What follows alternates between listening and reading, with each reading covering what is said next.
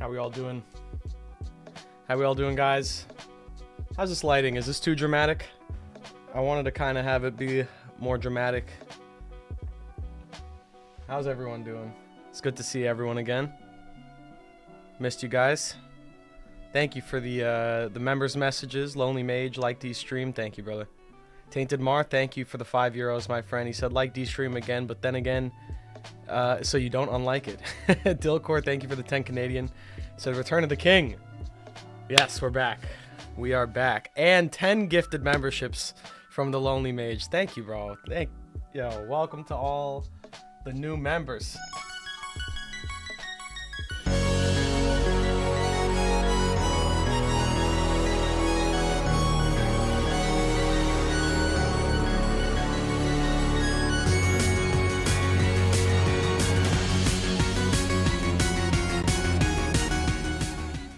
I don't really look like Q from Impractical Jokers anymore, though.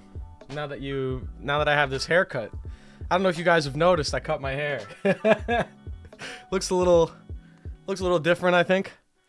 I'm gonna grow out my beard, and I'm gonna go for more of a. Let's see here.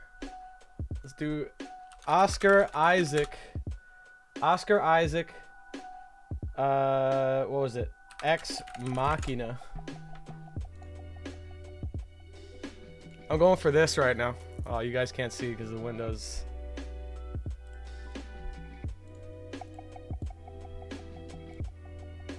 I'm going for this. I gotta put my glasses on. Ready? Once I get the beard, I have to grow out the beard again. Got the Steve Jobs aesthetic, kind of. Thank you, guys. I see some people hyping it up. Get a low taper fade. We'll see. I cut it myself. I actually shaved it myself. I didn't go to a barber. I haven't been to a barber with this hair, so I don't know. We'll see if I just rock it, let it grow back. Good to have you back, King. Thank you in due time. Appreciate it, bro. Welcome to all the new members. Thanks again for the gifts. That was a wonderful way to return. Bro looks professional as fuck. Yeah, we're getting professional now. This is not One Piece anymore.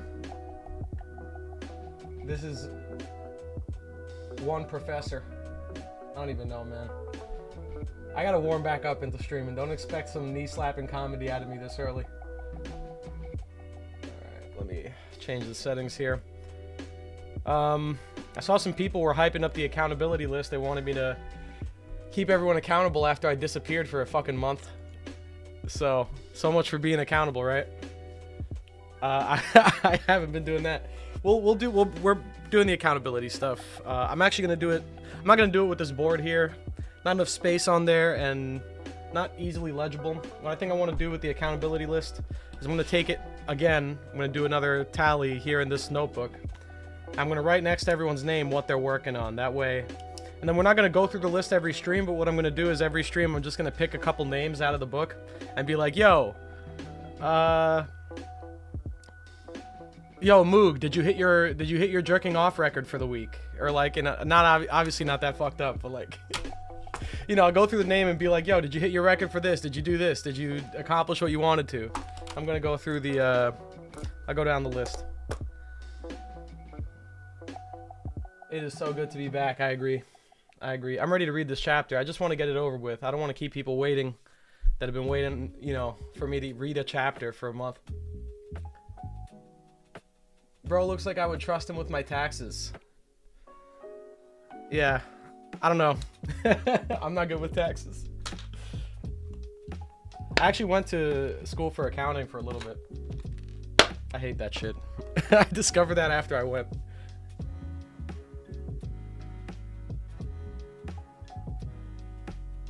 Did you hear Hidden? The guy who played Apollo Creed passed away. I didn't hear that. I'm very sorry to hear that, actually. It's very sad. Or he takes goomers. Moog's a goomer.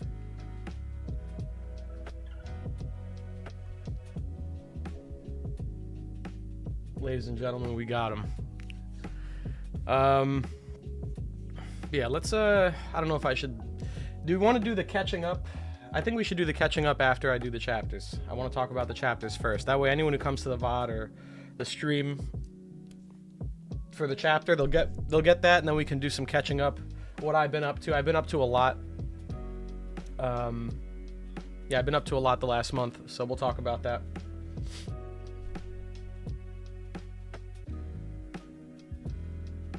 Luffy D. Kush said, yes, I'm so glad I caught it while you were still live. Great to see you again. The community has missed you, bro. Thank you. You know, there's a bunch of people that reached out to me to say, like, hey, I don't know what's been going on, but, you know, we miss you, and you know, there's I don't know what the wording was, but it was like, you know, there's like a hole in the community without you here, so, you know, looking forward to your return. All these, like, kind messages, so I appreciate everyone that reached out to me to check in, but we're good now, you know. Year got off to a little bit of a rough start, but we're just looking forward, guys. Let's go into 2024. We're cooking. I got a script well underway right now. I know I said that in the community post, but I've been cooking for the last like week and a half. This is a research heavy video. If you guys liked my real life pirate influences, like the Grand Line Pirates, where I went down the list of all the One Piece characters and talked about their IRL counterparts, if you like that video, the next video is going to be really up your alley, because I'm doing something very similar to that, just not with One Piece characters. I'm breaking down another element of the series, using real life as a way to explain things in One Piece. So I have that video in the works right now. It's a pretty long one, but I think you guys will. I hope you guys like it when it's done. Should be done next week and uploaded. Good Vibes said, bro, your Lafitte theory blew my mind. Thank you, my friend. Yeah, I gotta be honest, that was one of my favorite theories to make, and it seems to be one of the most well-received theories I have made. I feel like a lot of the theories I upload, some of them get some like real pushback, and that's cool, but I was just surprised to see the Lafitte one click with people. Like, a lot of people just seem to be like, yo, never thought of it this way, that blew my mind, what a cool idea. Yeah, that was a surprise. It was a pleasant surprise. I had a lot of fun making it. So Lafitte, let's keep our eye on Lafitte, guys. I think that's a good idea. Maybe this is a good time to mention it, actually. I'll mention it now and get it out of the way. So apparently some people like my videos so much that they're reposting it on TikTok for easy views, just taking my content, re-uploading it, and slapping their watermark over it, and getting considerable amount of views off of my content, and claiming my content. And I know there's like you know, well, it's like, well, you didn't make One Piece, right? You know, you didn't make Oda's work, you're making content based on his work. But the difference is, it's not like I'm taking Oda's writing and claiming it to be my own writing. I analyze it on my channel, I break it down, I put my own spin on it, I make theories about it, and all I use at most is some of his manga artwork and clips from the show. But the videos I'm making do take a lot of work, takes a lot of effort, takes research, you know, to put them together. And then just to see someone just like take it, put in none of the work that I did, and just repost it with my voice and all, I just think it's messed up. So I don't want to give this guy too much attention. I can't even show you the videos because he slapped a copyrighted song over it. But I will point you guys in his direction so that everyone, if you guys don't mind, if you want to help me out, one of the best ways to do that, more than donating anything else right now, would be to go to this guy's page and report him. He's been doing this with Dax videos too. I tried to comment and like make him aware I know that what he's doing. He just blocked me. I sent a report to TikTok. They haven't answered me. It's been a week now. So I will just point this guy towards your direction. If you guys want to do me a favor and just report him, that'd be great. His name is on TikTok, I believe it's WarAnime_. WarAnime_. I'm gonna post that in the chat. So if you guys can go to his page and Buster call him, that would be great. That'd be really great. He's just taking other YouTubers' content and reposting it. It's not him. None of the videos are him. And he's, you know, he's presumably at his size of his page, he's like 20K something followers. He's probably monetizing. So he's monetizing my content, Dax content, I believe Parvision's as well. Check him out on TikTok and report, and that's all you have to do. Don't leave any mean comments, don't harass him, nothing like that. As a matter of fact, if you comment, there's a chance that he's going to block you, and you know, if you get blocked, you won't be able to report him. So don't bother commenting, don't bother harassing the guy, please. Just go and just send a report. Just do the right thing, report him. Hopefully the page gets taken down.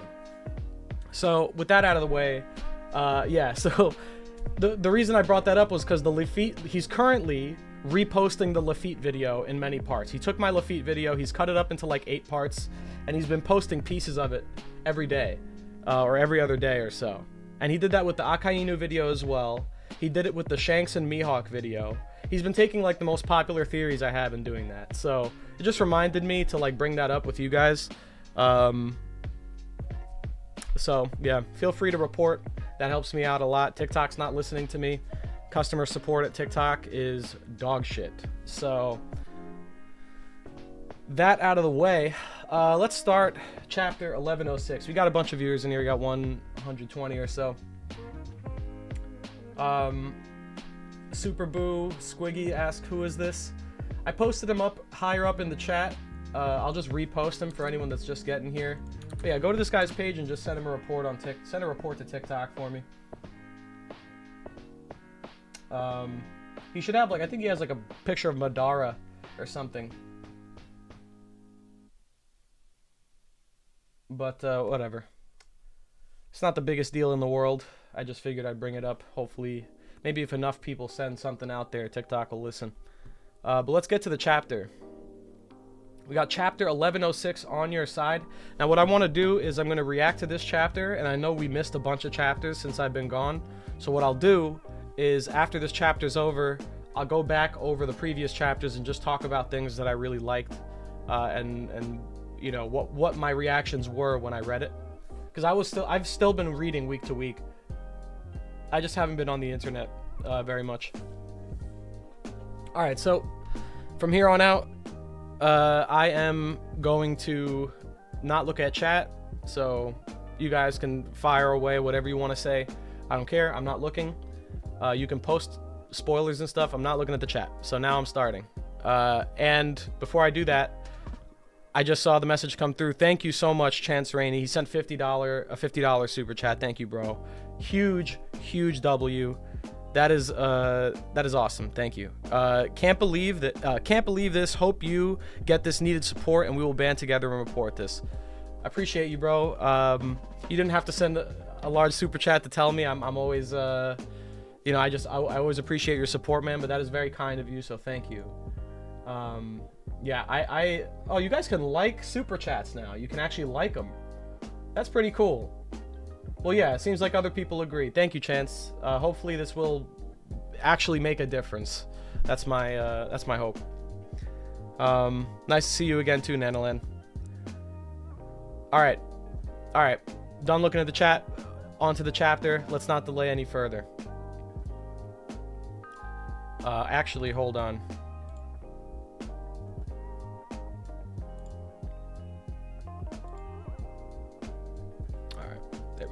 All right, let's start. Cover request by ABBA. Robin dresses a crocodile in a cute getup. I like it. This crocodile is awesome. I wonder if there are any, there aren't any reptilian minks, are there? Right? It's all mammals. Am I not mistaken? All the reptiles are still like normal animals, like they're not like, there's no humanoid. I was just gonna, not that I'm saying this implies anything, but I think a crocodile mink would be cool, but there's no yeah, I don't think they have any reptiles. Lacosta. It's funny. All right. They're really going at it. Is the approaching ship friend or foe? Let's find out. Who could it be? Who could it be? Is it a Blackbeard ship? Is it Dragon? It's just like the newspaper said.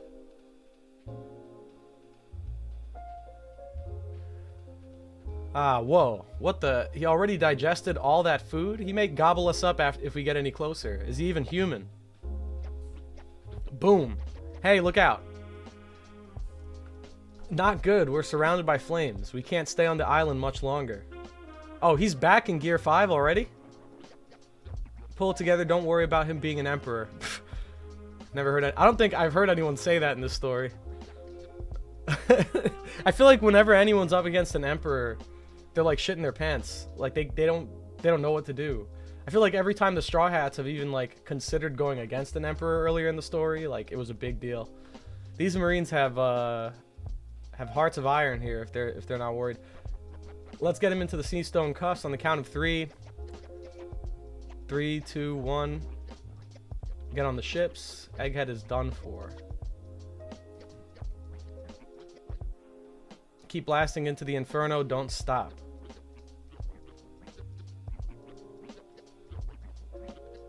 Atlas, come in. Shoot down this pathetic family.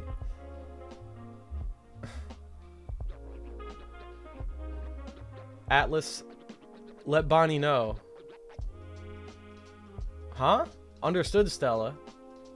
Oh, I don't know why I was thinking Shaka for a second. I was like...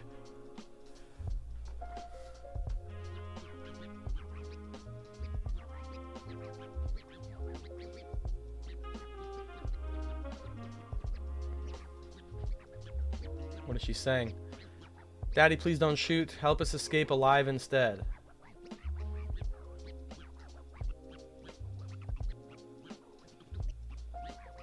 Did Vegapunk give Bonnie like access?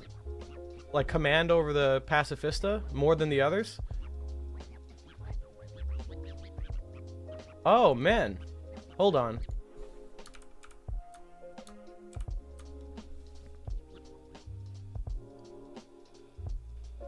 Oh, they're aiming at us. Let's go. The Pacifista have gone rogue. Okay, so is Bonnie like an override? I gotta say, I love the double page spreads we've been getting lately. That's I missed that, man.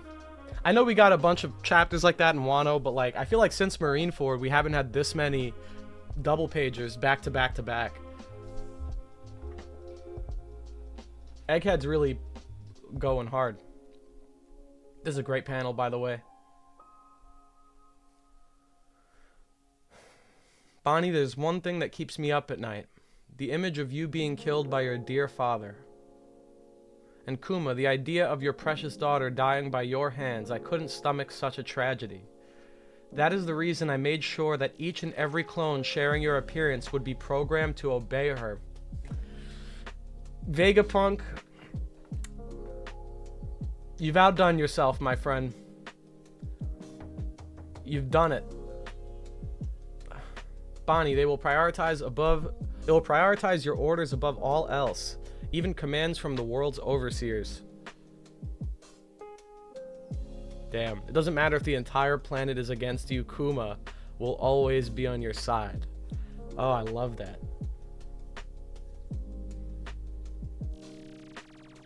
That was the one selfish liberty I took. And I knew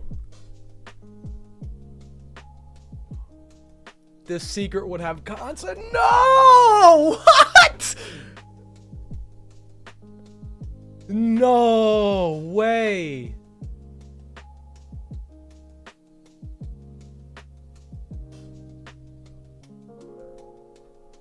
A betrayal of this magnitude would be met with no mercy.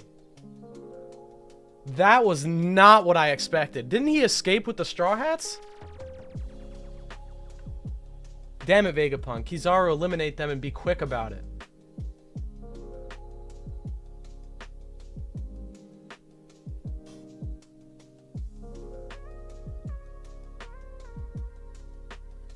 Oh, Kizaru's... He's serious. I'll make sure to get you both in one slash so you can be together. It won't hurt a bit, Bonnie. Kizaru.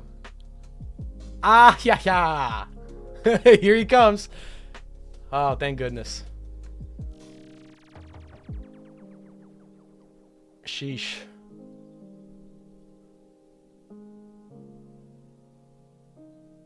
What the? Was that Straw Hat? Ah, yeah, yeah, yeah.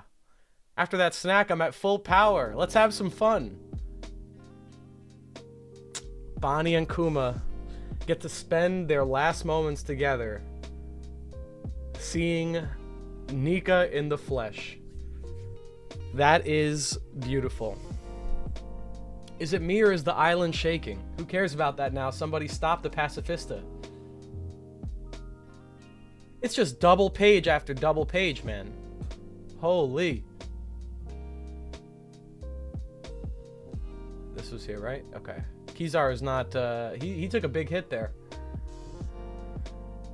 Vegapunk, we gotta go. We'll die. I wish this top little tab thing stopped. Alright, Vegapunk, we gotta go. We'll die if we stay here.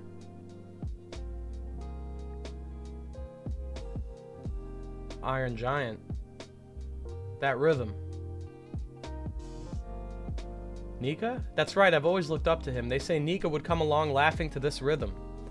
Dondo toto, dondo toto. Ah, yeah, yeah, yeah, yeah, yeah. I knew it. You haven't connected the dots yet, have you, Bonnie? It was like that with me, too. I had to see it with my own eyes. Straw Hat Luffy, the young boy who caught Kuma's eye, is sun god Nika. Huh? Oh, man, this panel is so crazy. Oh, this is good. I love this. This is a great chapter. Huh? Kuma was right. A Buster Call is a tame problem for him. People all over the world have been awaiting his arrival for hundreds of years.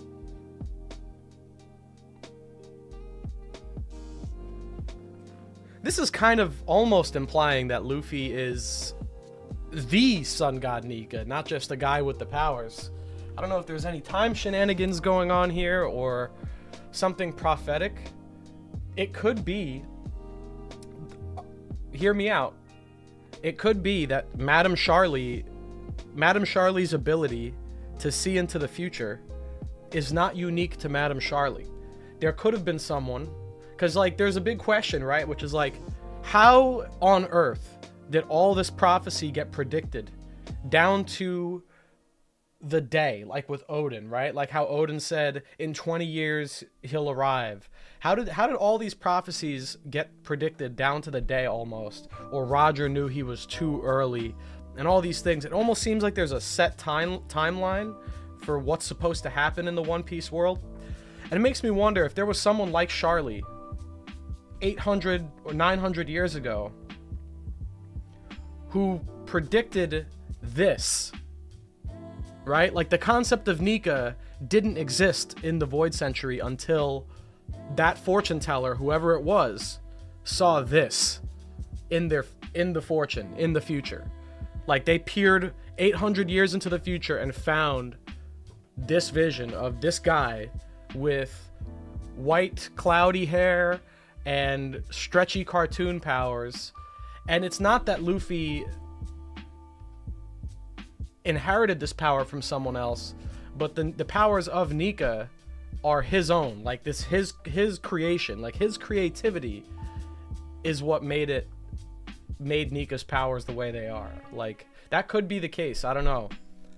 I'm going on a little bit of a tangent here, but this is such an interesting like phrase. I have to see the official translation. It's just like if we're trying to pin down the order of events here, like was there a guy named Nika who died or became like a devil fruit or something, and then Luffy is the second coming of that guy by eating the devil fruit and unlocking its true potential? Or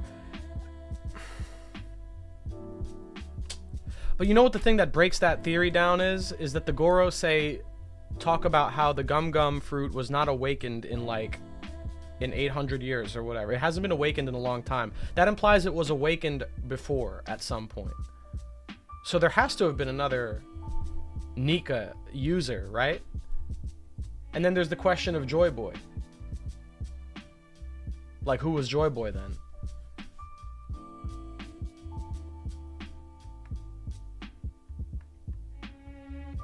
Northeast coast of Egghead. This is the northeastern unit come on in. We made contact. Oh, this is a giant ship. That's the giant pirate Jolly Roger with the 2 swords. We made contact with an insanely big ship. I thought they died 100 years ago. There's no doubt it's them. My eyes just caught the side of the page here. Why aren't they stopping? What the heck are they doing here? We're gonna crash. They're coming right for us. Fire. Damn it, why are you giants here? Why? They're actually asking why, Dory. Don't they know some things in this world can't be stopped? Oh, okay. Ga-ba-ba-ba-ba-ba-ba. We've come to pick up Straw Hat. It's an emergency. The giant pirates are here. Gya-gya-gya-gya-gya-gya. Or should we call him the Sun God? Wow. Okay. All right. All right. This is good. This is good. This is a great... Oh, this arc is gonna end on such a high note, man. Is Vegapunk dead? Oh, man.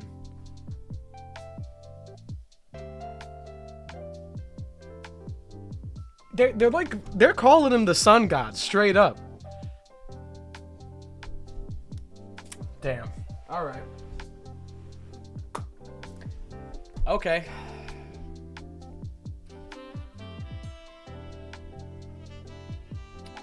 This goes back to previous chapters, but I really like how Kizaru has, like, he's become, like, serious. Like, straight up serious. No jokes anymore. No elongated speech. No lackadaisical attitude. He is in job mode now. Reluctantly, by the looks of it. Great chapter. Great chapter. Let me see what, I missed some messages. Alright. Let's get to the member message from Chance. Kuma and all who bear his appearance will listen to Bonnie's orders above all else. This includes Esper. Esper too, right? Okay. I didn't even put that together. Boilie Boy Bailey, welcome to the crew. Welcome back. I think you've been a member before. Welcome back. ZMP 323. Member for 10 months now, man. Yo, people are getting old in the memberships. Like, I see Chance member for 14 months. That's incredible. I can't believe it's been that long. He's back. Can't wait for more Hidden Heat. Yes, sir. Great Green Demon, member for 10 months. Thank you, my friend. The biggest missed opportunity in recent One Piece is that Oda didn't call one of the chapters the Bonnie situation. Welcome back, Hidden. Now on to Elbaf. Yo, for real. Elbaf is soon, right? Because, like, okay, think about it this way. There's only one way this goes. Dory and Bragi help out the Straw Hats. They escape from Egghead or just straight up, like, destroy Saturn himself. Like, they could kill Saturn here. I don't even know. They might kill Saturn, get away from the Buster Call, get away from Egghead, take whatever remaining Vegapunks are with them, and now they have Dory and Bragi with them. So what are Dory and Bragi gonna do? They already talked about how the next island they want to go to is Elbaf. So good chance there's a high chance that Dory and Bragi are gonna escort the Straw Hats back to Elbaf. I could see that happening. Or they leave and they're like, yo, we'll be waiting for you on Elbaf. We're going there. Like, come back with us. We're almost there. We're almost there, guys. Think about that. There's not really many ways that plays out. It's got to be like they're gonna tell them like, hey, let's go to Elbaf together. Mr. Sun God Nika, it's a pleasure to see you again. Let me take you back to the home so you can have a giant steak made from a giant cow, which is 100 times the size of a normal cow.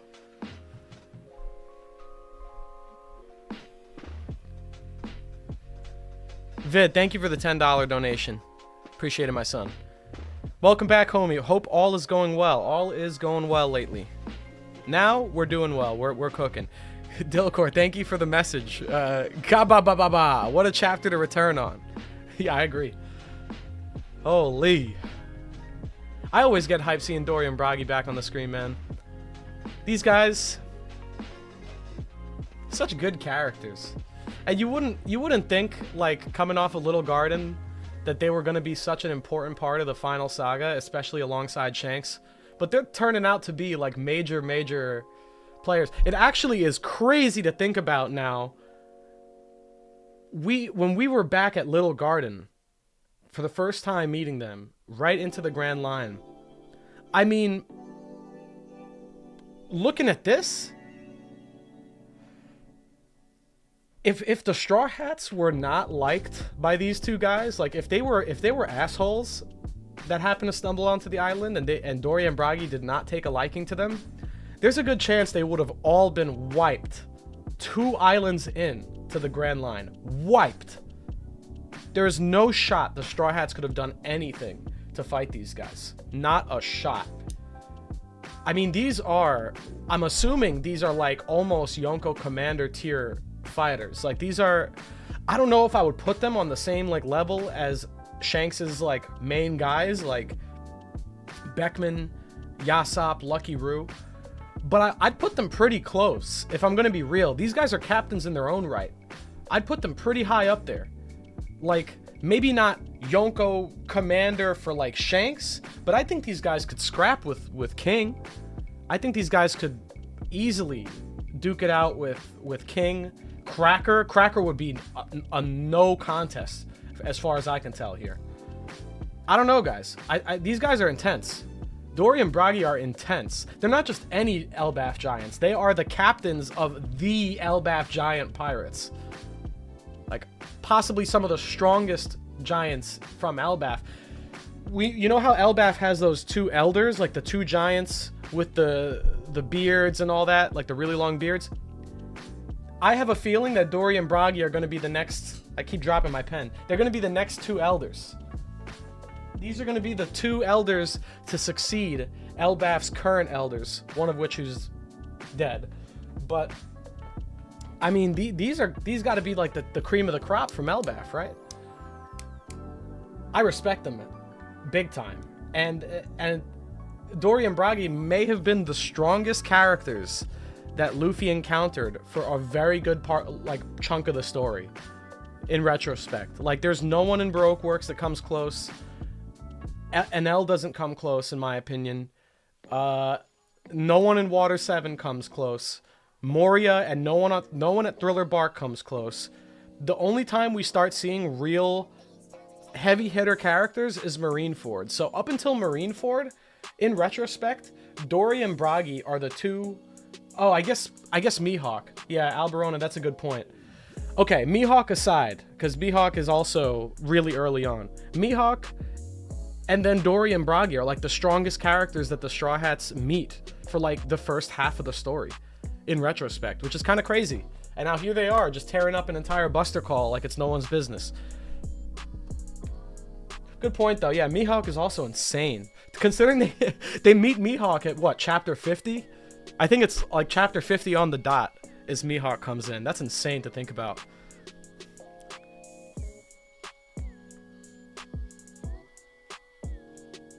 The only difference, though, with Mihawk and these 2 is that with Mihawk, you see Mihawk get power scaled directly against Zoro. Like, we see him destroy Zoro with a butter knife. So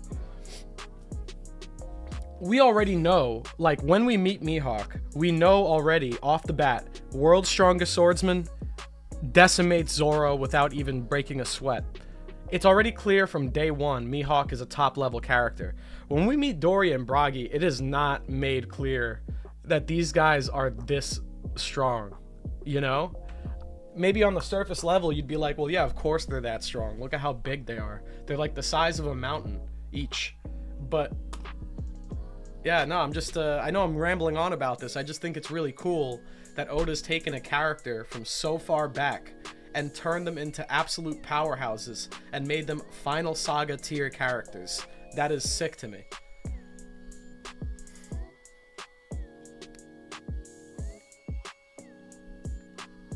Baby Pluton, thank you for the $5 donation. Happy to see you, Hidden. Sorry to hear about your rough start, but it's how you finish that matters. Exactly. I've been very excited to get back to writing again and like scripting, and I've had a lot of ideas over the last month, kind of like piling up in my head, and I've written them down. I'm gonna like try and bang them out one by one. I came up with an idea for a video series this year, and it's a very big project. But if it weren't for this hiatus, I might not have thought of it. But I'm not gonna tell you guys what the project is. I think it'll be better if I just one day just start dropping these videos. My objective with this project is to make a video series that is going to total out to maybe, I don't know, it could be like 8 to 10 hours if you watch the whole series straight through. I want to make a really long, detailed, in-depth series, One Piece related, and what I'm hoping to do is get it done this year. And I don't want to upload any of it until the whole thing is done. And then I'm just going to do like a special month or two where just week by week, boom, boom, boom, I drop each video in the series without any delay, without any stopping, straight, beginning to end. And then once it's all complete, I'll do a mega video where I just put them all in one video, and you can just throw it on. If you like I know some people want to fall asleep to some videos, like they like to put on 5-hour-long videos to sleep to. When it's done, I want to make that 5-hour-long, 6-hour-long video in one upload, and then give that option too. So it's gonna be long. It's gonna be long. Yeah. So you got sleeping fodder basically. Yeah. So that's my big project I have for this year, and I came up with it this past month while I was away. So there's good things that came out of it, right? Took a break from YouTube, got some great ideas for videos. Now we're back and cooking, and this is going to be a good year for the channel. So, Parth of Adlamani, thank you so much for the members message. You have officially hit the year mark as a member. I remember when you first joined. Thank you, bro. Happy to have the best OP tuber in the game back with us. Great chapter to come back to Time to Lock In. Glad to be back, my son. I was fully expecting a banger chapter this week. Every chapter recently has been insane. Every chapter has been good. K Maya, member for 8 months. Yo Hidden, S-Bear already a problem child. Indeed. I forgot about that. I forgot that they referred to him as a problem child. I wonder if that's related to this. I also wonder, now that we mention it, if Bonnie's orders... Wait, did that happen after? Yeah, it did. Where is it? Yeah. I wonder if Bonnie's orders had anything to do with the Iron Giant coming to life. Alternatively, I'm starting to think now, I mean, because it's contrasted with these panels here, it's the rhythm. It's the rhythm of Joy Boy's, or of Nika's heartbeat, bringing the Iron Giant back to life, right? That's what that has to be. Because it's over the top of this panel, you see the Don Do Toto playing here. That's got to be it. That's got to be it. Johannes, member for 10 months. How's it going, brother?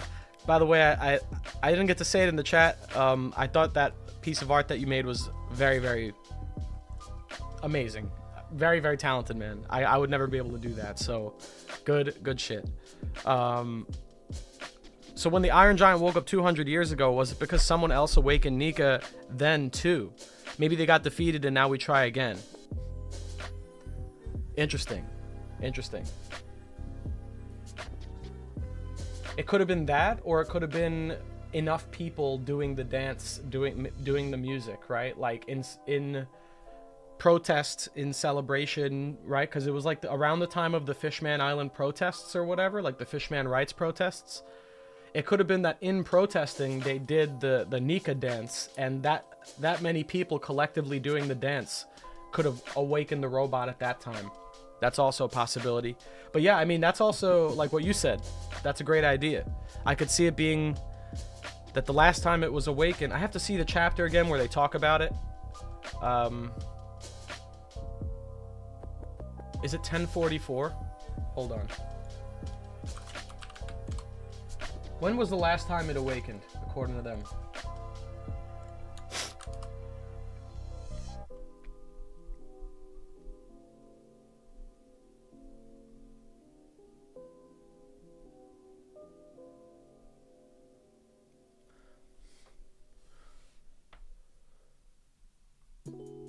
No, it's the previous chapter.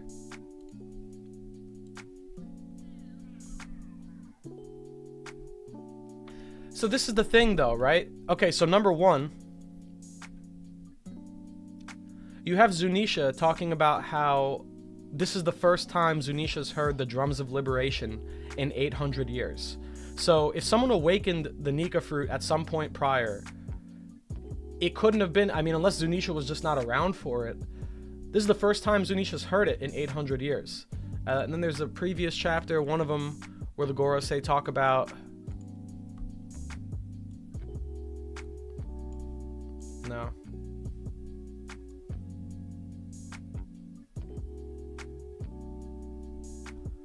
Where is it?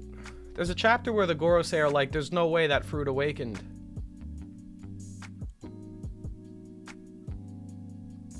I don't remember. Anyway. Yeah, I don't know. It could be. Just, I feel like we get a little bit of conflicting information on the last time this fruit's been awakened. It's not exactly clear. Dealer Joyboy, thank you for the $10, my friend. Appreciated. If we take the giant pirate ship to Elbaf, that would mean we could bring a ton of Vegapunk stuff. That's valid. I would want the Sunny to get more upgrades on the way, since it could sit on the deck of the giant ship. And if they bring all of Vegapunk's technology on the ship with them, his lab equipment, and Vegapunk, let's say he dies at the end of this arc. I talked about this in a particular video, but let's say someone has to inherit Vegapunk's will. No better person than my man Franky. And if they do take Vegapunk's technology on the ship with them, Franky might do some experiments with that technology, including a particular experiment related to green blood, my friends. We're going to get the green blood soda Mountain Dew power up. I'm telling you, I want to believe this just so that can happen. If it doesn't happen, I don't care. But people are saying already like, oh, the arc's over. There's no way it's going to happen now. I don't know. This tells me it's possible. If they take all the technology off of Egghead that they can, if they salvage it, maybe even if they get S-Bear onto the ship with them, that's a lot of stuff for Franky to study and use. And if Vegapunk dies here, Franky's going to be the one to inherit his research and his will to develop this technology again. Franky will be the one. Franky will have to work with the Green Blood, whether he likes it or not. So, just saying, the Mountain Dew agenda. The Mountain Dew agenda lives, guys. Yeah. Was that the last message? I think so.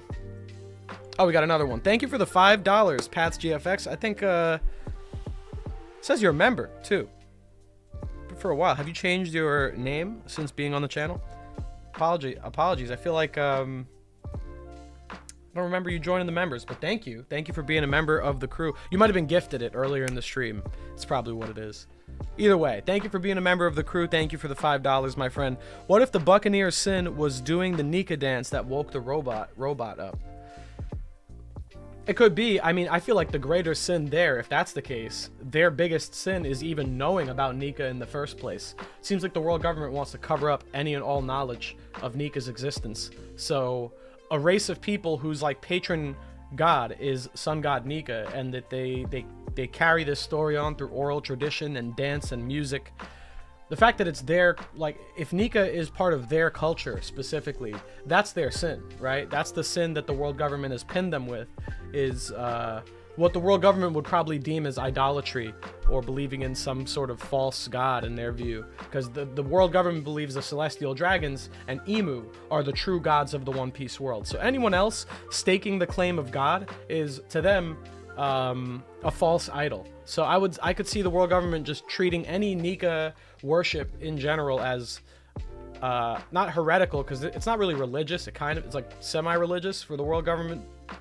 It's just that they're kind of like I don't know. Would you call the belief that the celestial dragons are the gods of the world? Is that a religion? I mean, I guess they talk about it in the One Piece Bible. But yeah, I think it's just like a religious persecution, because the Buccaneers seem to be the ones that heavily believe in Nika's existence, and they want to silence that. So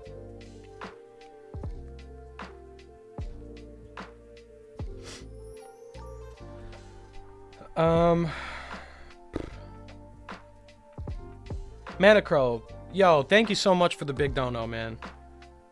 55 euros, thank you. Appreciate that very, very much. I think the cause the Saint Brice fell from Skypiea and the timelines line up.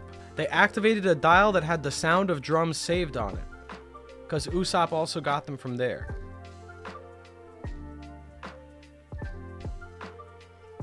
So you're saying the cause of the Saint Brice falling from Skypiea.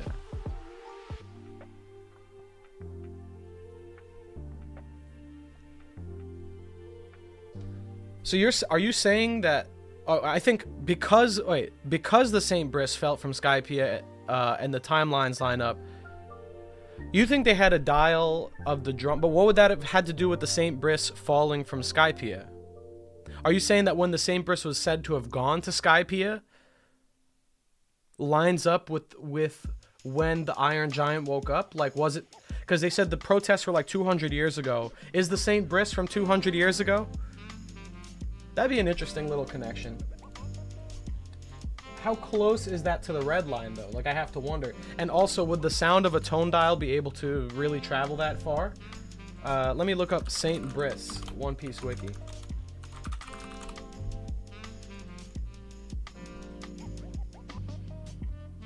It says 200 years ago. The timeline does line up to some degree. That's cool. I don't know if it's exactly related, but I could see something about the Saint Brice's voyage having a relation to the other events of 200 years ago, like the Fishman protests, the Iron Giant. Like, it might not be a direct cause and effect, but it might be all a symptom of the time period they were in. I don't know. I meant the giant activating. So you think the giant activated because of the Saint Brice? That's the thing. I'm not sure if I don't know how I could make the connection because they're so far apart. Egghead's on the other side of the New World, while the Saint Brice, unless the clouds moved. I mean, like, Skypiea is on a cloud, so it could have moved. But if I remember correctly, the fossil clouds don't move around. Like, they kind of stay in the sky, very stationary. So I don't know. That's a tough one, but I appreciate the idea. I think that's a interesting idea. I didn't put together the timeline thing. Chaozu asked, "What's up, Chaozu? Hidden, do you think it could be Skypiea shenanigans? I remember Par did some timeline video about Nolan and that it might line up." So I mean, yeah. So this is what we're talking about, right? Like the Skypiea, the timeline with the Saint Brice. I don't know if that's the same timeline as Nolan. Was Nolan not 400 years ago? Am I misremembering that? Mont Blanc Nolan. I think that was 400 years ago.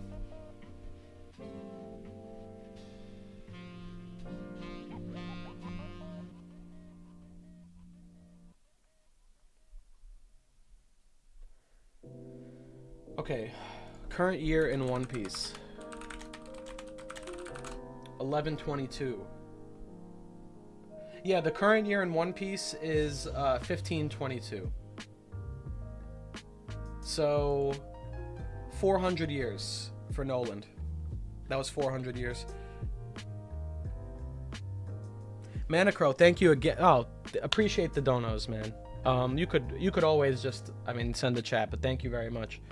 I meant it would have attached a dial to the Iron Giant. Like they put a dial on the Iron Giant itself to play the music.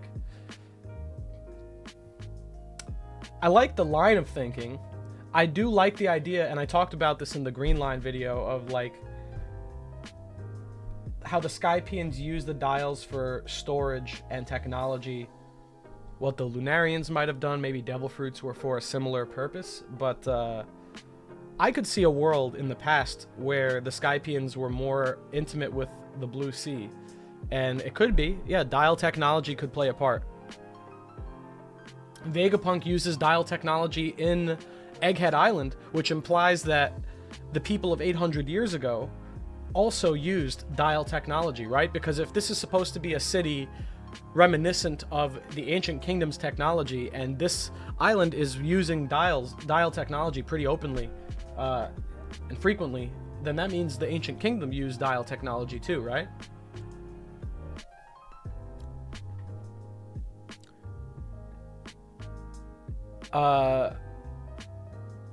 Saker or Saker or Saker. Apologies if I mispronounced that at all, but thank you for the £5, brother.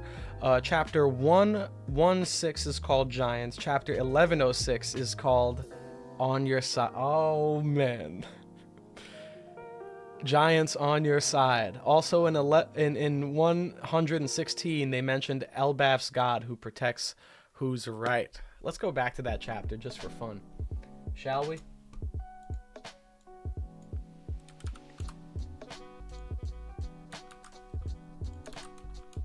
Let's go back. Let's go on a trip down memory lane. This is is it big or giant? Well, it might be dependent on the translation, right? Here we go. In my village, we lived by a code. When there's a dispute and neither side will yield, the god of Elbaf decides the matter. Our god protects the one who is right and lets him live. I started some trouble and now I'm on this island fighting another warrior. Whoever is right will win the battle and live. But we've been at it for 100 years already and nothing's been settled. And you know what's funny about this is that this almost implies, if their beliefs are true or based on some kind of truth, that Elbaf, or the god that they've left the results of this battle up to, this god can't decide who is right. In fact, they might both be right, because he says whoever is right gets to live. But both of them are alive. Their battle hasn't ended for 100 years. That means for 100 years they've been seeking an answer, and the answer in front of their faces the whole time have just been, no, you're both right. You're equal, you know? But that's why they haven't been able to determine a victor. This whole time, they've been equal. They've been both equally right about whose catch was bigger. They might have both catches might have been the same exact size.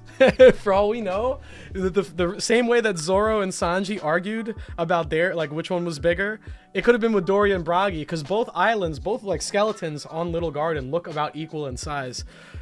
So it could end up being that they were both right, because both of them were the size of their catch was equal. Oh, you guys are cooking more than I am. Moog said, yo, and Luffy ends up ending their battle. Yeah, not only that, they come to a draw and Luffy saved them. Jay Groggy, yo, you guys are cooking.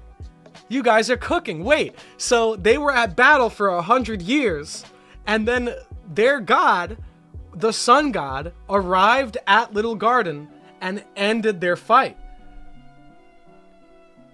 Oh, you guys are cooking that.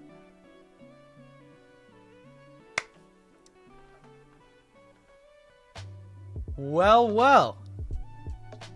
And then that, yeah. Amver, yo, that's also a great point. I wonder what, he says, I wonder what the eternal battle on Elbaf is about then. That's a great question. So now the question is this. Now that they know Luffy is Sun God Nika, are they going to bring him back to Elbaf for the sake of deciding their war? Right? Because they have this eternal battle, this never-ending war occurring on Elbaf. It's a nation of war. So now that they have their god in the flesh with them, they need Luffy there to end it, to make a decision, to decide right and wrong. And realistically, right, throughout the whole story of One Piece, hasn't that been what Luffy has done since day one? Isn't that what Luffy's entire MO is? Is arrive at an island. This island is experiencing a strong conflict of some kind. And by the time Luffy leaves the island, he decides right from wrong. He separates right from wrong. The wrong one loses the battle, is defeated, is punished, and the good guy ends up victorious, ends up being the monarch of the island or whatever. The good guy is saved, bad guy is defeated, and Luffy has that track record of always being right about who, he had that sense, like when he got to Water 7, Luffy already knew he had to fight Lucci. He kind of lasered in on Lucci before he even knew the extent of Lucci's character. He didn't know about CP9 yet. He didn't know about all the business with Robin yet. And still, when they had the fight with all the shipwrights at the dock, the person that Luffy had like the immediate encounter with was Lucci. Like he honed in on him. It's almost like Luffy has that like sixth sense of like, okay, this is a bad guy. There's a problem on this island, and this is a bad guy, and I'm gonna kick his ass. And he never does it. Luffy never does it because it's what's right. He never does it because like I'm a hero. He doesn't want to be a hero. He just doesn't like the guy. It's like he has this higher level of character judgment where he's not judging what he should do based on what morals say he should do. There's no moral guideline saying, Luffy, you should beat this guy up and save this guy because that would be the right thing to do. Luffy operates completely on his own internal moral code that he's established, and somehow he always ends up separating the right from wrong. So that's pretty much what he's done the whole story, is do exactly what he did with Dorian Bragi, is go to an island filled with conflict by fate.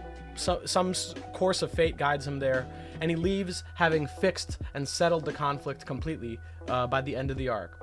I can't think of many examples where Luffy leaves an island that he's been to with his crew where he doesn't, I guess if you count Sabaody and like everything from Sabaody to Impel Down and stuff, but most of the times every other time where he isn't defeated, right, where the story doesn't necessitate Luffy gets his ass kicked, he always leaves the island in a better condition than when he got there. So there could be some implications about this on a grander level of like what Nika's role in the world is and how Luffy fits into that.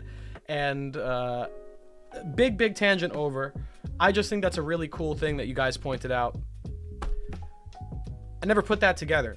And now looking back at this chapter, comparing it to 1106, that's pretty huge when you put it in perspective and think about it. All right, let me step away from the computer for like 30 seconds. Just gotta blow my nose. I'll be right back.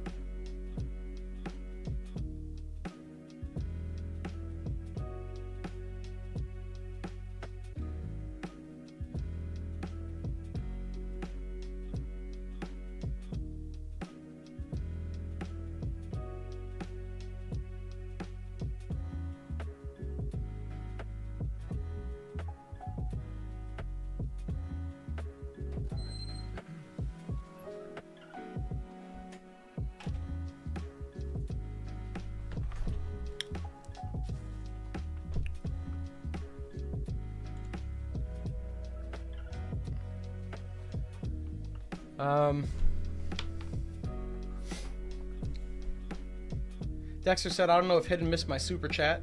Oh, I'm sorry. I didn't mean to. Let's go back up. Yes. Okay, I did miss your super chat. Thank you so much for the 50 kroner. Is that what those are? I'm learning, guys. Glad to see you back. Hope you're well. I'm super busy with film school, but I want to give what I can in support. Yo, Dexter, you're the man. I hope film school has been going well. I remember you shared that with us. I'm very, very happy to hear that you seem to have a lot of enthusiasm about it. I've seen you post in the Discord a couple times about like what you've been up to, and that's really cool to see, man. Like you're You're living your dream. You're doing the thing that you wanted to do. You got in. You're working at it. You're working away. I respect that greatly. So good shit, man. Seriously. But yeah. What was I gonna say? No, this is an awesome chapter. This might be one of my favorite chapters in recent Egghead. I mean, the Kuma flashback was awesome too. It was really, really good. Let's see what I can talk about with prior chapters. Here. What happened in this last one? Oh, I do love the characterization of Kizaru. I think Saturn. You guys might not like my opinion on Saturn. I don't know. For a guy that's supposed to be as scientific and smart and like meticulous as him, everything that's happened on Egghead so far seems like he has very poor foresight to a degree. And he almost seems comically evil to the point where it impacts his... I don't know what it is, like the intimidation. I'm almost less intimidated by him now than when the arc started and we saw him coming towards the island on the ship. I don't know if it's just me, but when there was more of like a build-up to Saturn arriving at the island and we didn't know what he was capable of yet, and even in the beginning when he first like teleported in with the magic circle and he had like this aura that prevented everyone from moving and like doing anything, that was all badass. That was pretty scary, pretty intense. He went for kill shots right off rip. But now, I don't know, it almost seems like he's a mustache twirling villain. Like I need a little bit more like cold. Okay, so this is what I mean.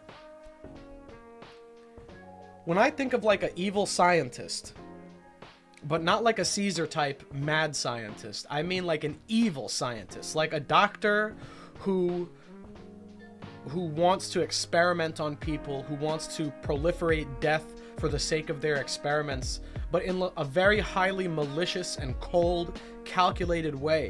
That's the vibe I got from Saturn once we learned that he was like the technology guy, like the scientist Gorosei, right? So I almost expect him to be a little bit less emotional than he is. He seems to be, I don't know, just like I'm going to kill you in front of all your friends and you're going to watch. I will destroy you like an insect. All of you are insects. I am the best. It just seems like it almost seems like he borders on Eggman like tier for me. Like, and I love Eggman, don't get me wrong, but I just expected a little bit more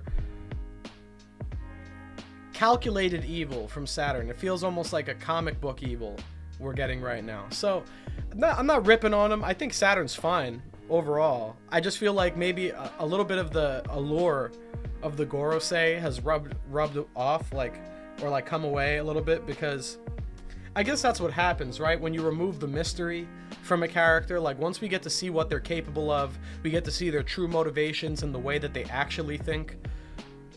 Our imaginations are a lot more scary than reality, I feel like, oftentimes. Like what we imagine the Gorosei to be like, we've seen their actions in the story, the way we imagine, especially being at the top of the world, what these guys are capable of and the way they think of people, when it's not laid out in front of us bare, I feel like there's a little bit more of an intensity to that, like the mystery. Once the mystery is gone, and you just see Saturn here, like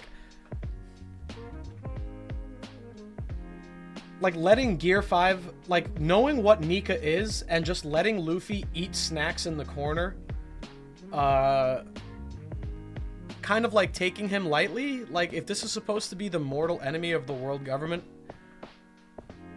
maybe bring more than Kizaru to the island. I don't know. Maybe bring another admiral. if you're gonna go there in person and you incapacitate Luffy temporarily, I don't know, maybe try and stop him from rejuvenating himself with food, a pile of food in the corner that just came out of nowhere. So like, it just seems like now that he's fumbling versus Luffy, Luffy's gonna get away from this just fine. His plan's going to fail. He just got rocked in the face by Kuma. Like, now that we have this terrifying evil force actually getting punched in the face by characters and getting defied openly by like various One Piece characters, it takes away from that intimidation factor for me a little bit. So that's inevitable with all the Gorosei. I don't know. Saturn's okay.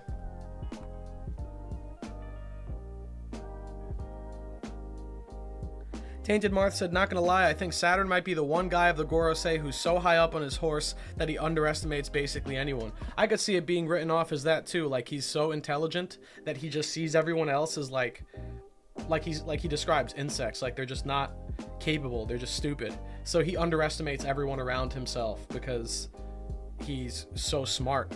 So I could see that being the case.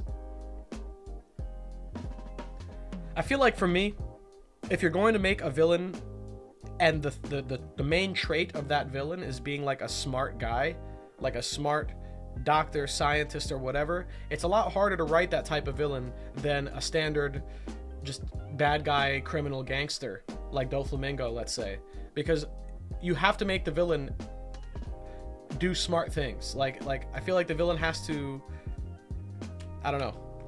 I'm not gonna roast Saturn. I don't feel that way about Saturn. I'm not gonna roast him. But when you have a villain that's supposed to be this hyper genius 800-year-old guy, a little bit more foresight would be expected, I think.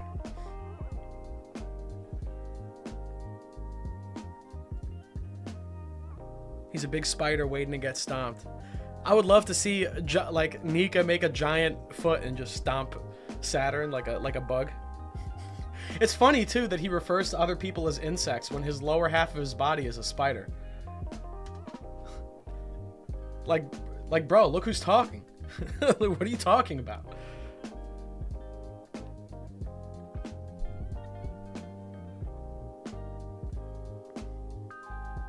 The smart villain has to be smart. Yeah, exactly.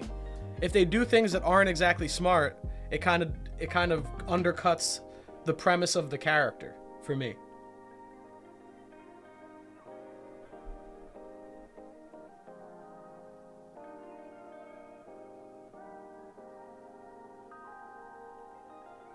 Robin could do the stomp. Robin could do the stomp as revenge for Ohara. Imagine.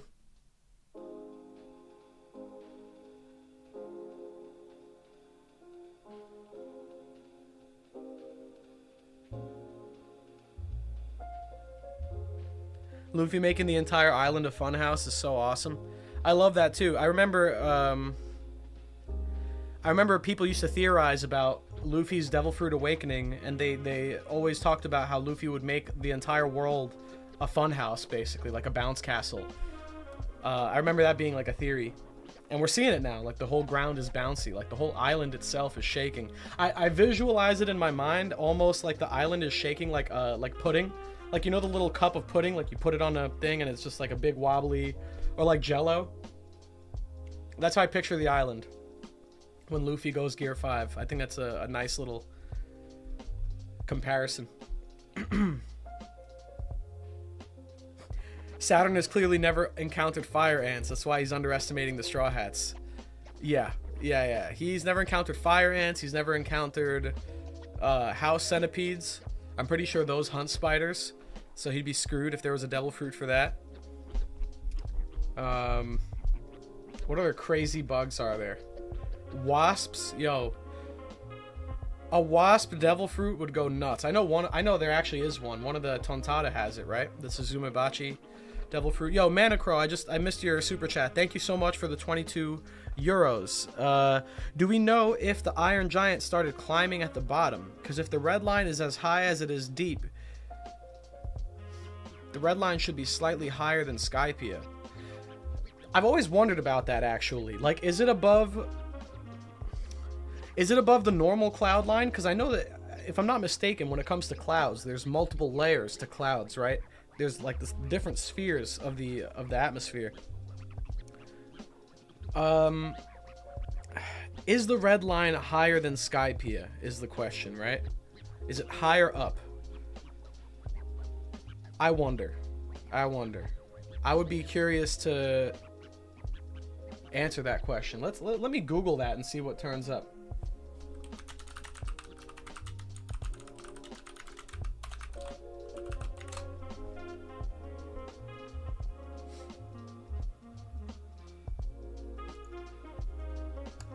I think we have a canon measurement for how high up Skypiea is.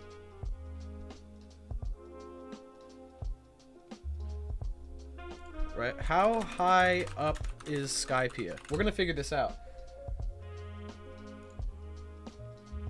Okay. Okay. The red line is higher than Skypiea. The red line is higher. Alright, so the red line is apparently, Skypiea is apparently 10,000 meters above the ground. Zunisha is apparently 35,000 meters tall. Is that true? Zunisha has 25,000 meters on Skypiea? Like Skypiea is at Zunisha's like knees or chest? Is that true?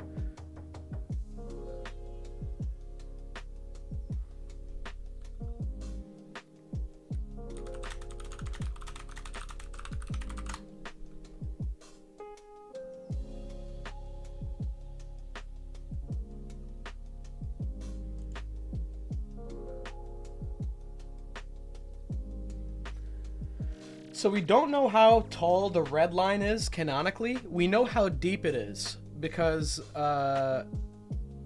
it's like the inverse of Skypiea. Because to get to Fishman Island is 10,000 meters below sea level, whereas Skypiea is 10,000 meters above sea level. So Skypiea and Fishman Island are 20,000 meters apart. Halfway down is the sea. But it doesn't clarify if the red line is also 10,000 meters high. It could be higher than that.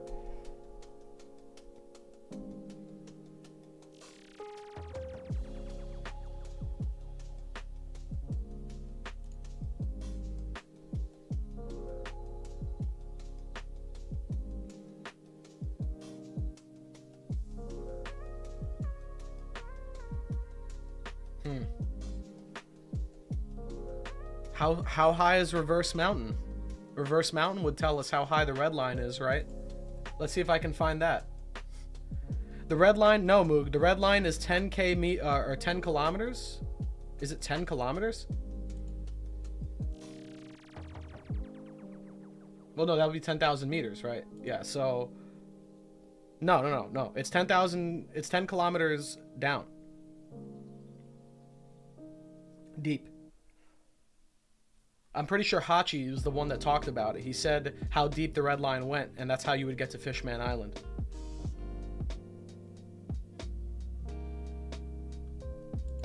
How high up is Reverse Mountain? Let's see if Google has an answer for that.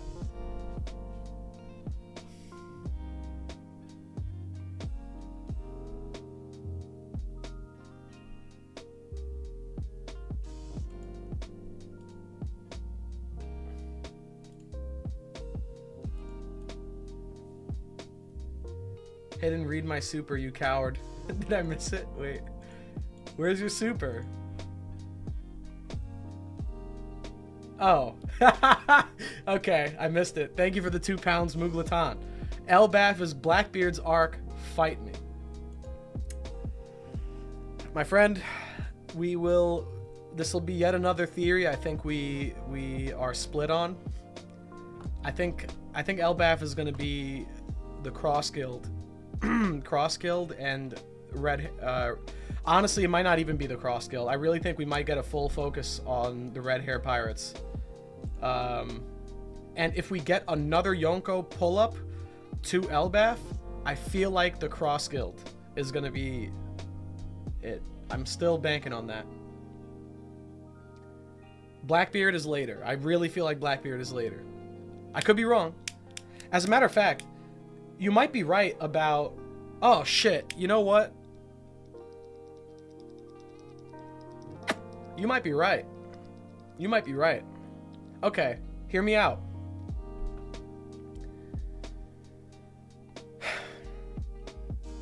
We have the parallels with pre and post time skip with Sabaody, with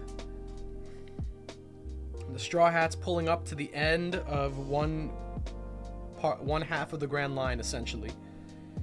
Learning about the Void Century. And on Sabaody, they encounter Kizaru. Luffy punches Charlos. They meet Rayleigh, Sentomaru, the pacifistas, yada yada yada. Kuma sends them away. We get back to Egghead, and here we have again Kuma returns, Sentomaru returns, Kizaru returns once again. Saturn gets punched by Kuma the same way Luffy punched Charlos. All the things are all the things that happen in Sabaody are getting echoed in Egghead Island. What happened after Sabaody is the Straw Hats got split up and Luffy goes to Impel Down. What happens in Impel Down?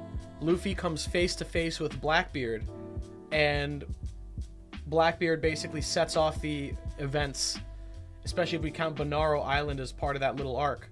The events that set off Marineford. Blackbeard recruits his crewmates. Luffy and Blackbeard fight against each other. So how is that going to get echoed in the final saga? Now that we're moving on from the Sabaody thing, what happened after Sabaody was like Amazon Lily, Impel Down, Marineford. What's going to be the equivalent of that here? We're not at the final war, so is Elbaf going to be the Amazon Lily of this situation? Some very isolated tribal warrior society deep in the... Right? Because like Elbaf and Amazon Lily are very comparable in that respect. They're very old, isolated cultures built around warrior... Like, it's a warrior society. The Giants and the Amazonians. So that could be the parallel, right? We have that Elbaf Amazon Lily parallel, and then unless we have like a direct Impel Down comparison, it might be that Blackbeard pulls up to that island and then directly conflicts, and then we have the Luffy Blackbeard rematch, first of I think a few there on Elbaf. That could be the case.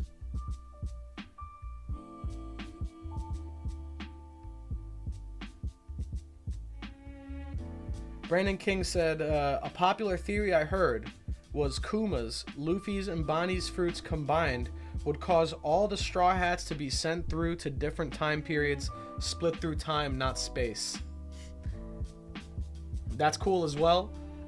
I heard some kind of theory like that. If I'm not mistaken, this idea was a supposed leak from Oda's editor. Like, there was someone claiming that there had been a leak of how One Piece was going to end in the final saga, and that was like the explanation. If I'm not mistaken, that was the explanation. They said that, and I don't think this leak is real. I don't think this is an actual leak of the ending. I think it's better served as a theory, but it was a theory claiming to be a leak, and they said that exact thing that you said, Brandon. Kuma, Luffy, and Bonnie's fruits would combine to like send the Straw Hats back in time, and then all the prophecies and stuff would come full circle. I remember that. I like the idea. I think it would need a lot of heavy lifting, writing-wise. Look, it's hard enough. It's very, very hard to write time travel into any piece of fiction, and it's hard enough to do when you have one person going back in time and changing something. Because when you go back in time and you have a single change happen back in the timeline, there's a butterfly effect that comes off of that. There's a lot of things that change as a result. And if we're doing this now, not only with one person, but we're splitting up the Straw Hats backward in time and sending them to different time periods or something like that, That's a lot of you got to really write that tightly. Like it's, I don't know if that's even possible to write that without like logical inconsistencies, right? Because how do you send someone to a future, a different part of the timeline, while someone is sent to a different part before the timeline? So any change, let's say Zoro is sent to Old Wano, and Luffy is sent, or Nami is sent to Skypiea sometime after that. Whatever Zoro does in Old Wano is going to have to affect the timeline that Nami is in. And then whatever Nami does in her timeline is going to have to affect the timeline that someone else is in the future. I just think that's way too complicated. I don't know how that would be possible to write in a way that doesn't have a million plot holes. So I kind of hope that Oda doesn't do it. But if he was some kind of like absolute brainiac, like let's say Oda had his brain installed in Punk Records type device, maybe designed by Elon Musk, I could believe that he'd be able to pull it off. But with a basic human brain and computational skills, I don't think he could write a cohesive timeline where that would work. So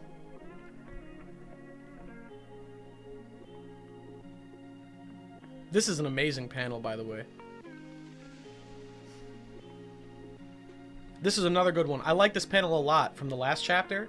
Vegapunk watching all of his creations get destroyed. He's watching the whole island fall apart.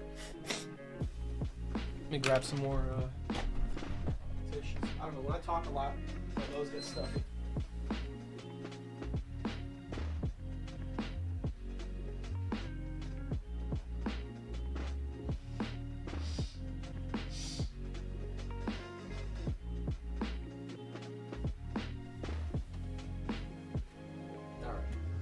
Yeah, I really like this panel of like everything Vegapunk having made and designed like falling apart around him.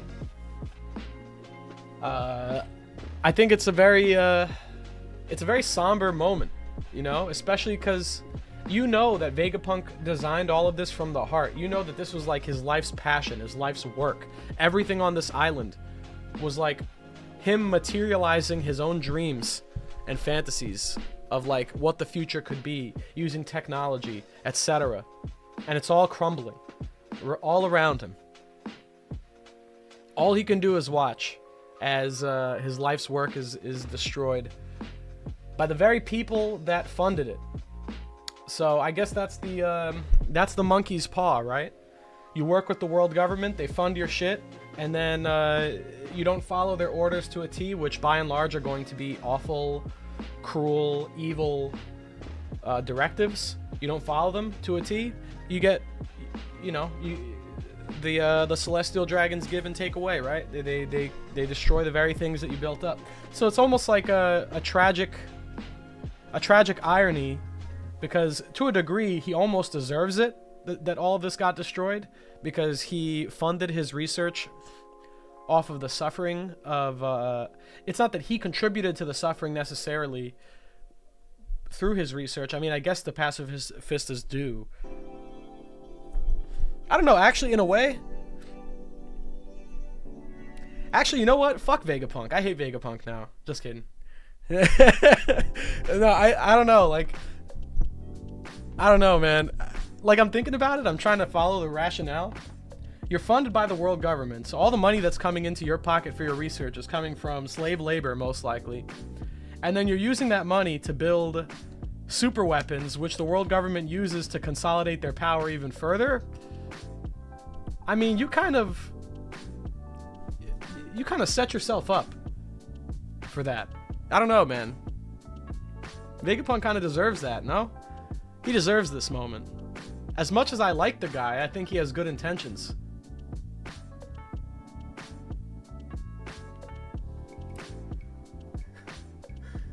Yo, Shinobi Shimpads, thank you for the £2, bro. No message, but still very much appreciated. This is like if we strapped Hit into a chair and made him watch as we deleted his channel. No, you have to. This would be like strapping me to a chair and then changing one by one all my thumbnails to have like someone soy facing in the corner and like a giant red arrow like pointing to something very obvious and like changing all my titles to like full sentence like that, I'll be like, no, don't do it, no, don't name my video the greatest theory you've probably ever seen in the world, I guess. No, don't do it. Put my least favorite characters in all the thumbnails. Change my voice in all my videos to like AI generated shit. You won't believe this theory! Ah!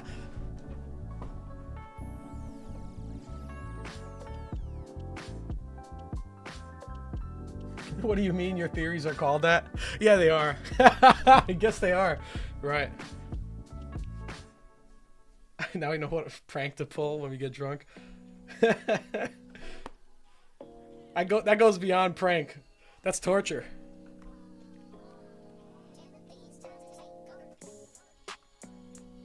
"10 reasons Yamato is the best thing to happen to One Piece." Yeah, you could do Yamato, you could do Dragon at this point. I feel like Dragon has caught a lot of heat from me. I do like Dragon still though. I like Dragon. Uda is not escaping my wrath. Change my channel name to The Revealed Island. What's up, Phantom? No! Don't do it! Have I missed much of the stream, Nino? You have. You missed the chapter, the whole chapter and the discussion surrounding it. Some theories you missed, but we're still streaming. I'm just going over the chapters that I wasn't here to stream. Oh man, this was, yo. Bonnie crying. How can Kuma still be alive? I made use of our contingency plan a few days after the Revolutionary Army took him.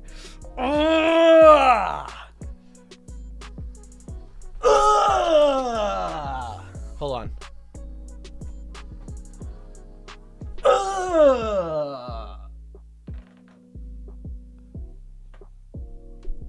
Send him home. Send this guy back to the farm with the other cow spiders. Get this guy out of my face. What a panel. What a panel. Oda's still got it. You know what I'm saying? You see like the scratchy art from time to time, and then you see something like this. He's still got it.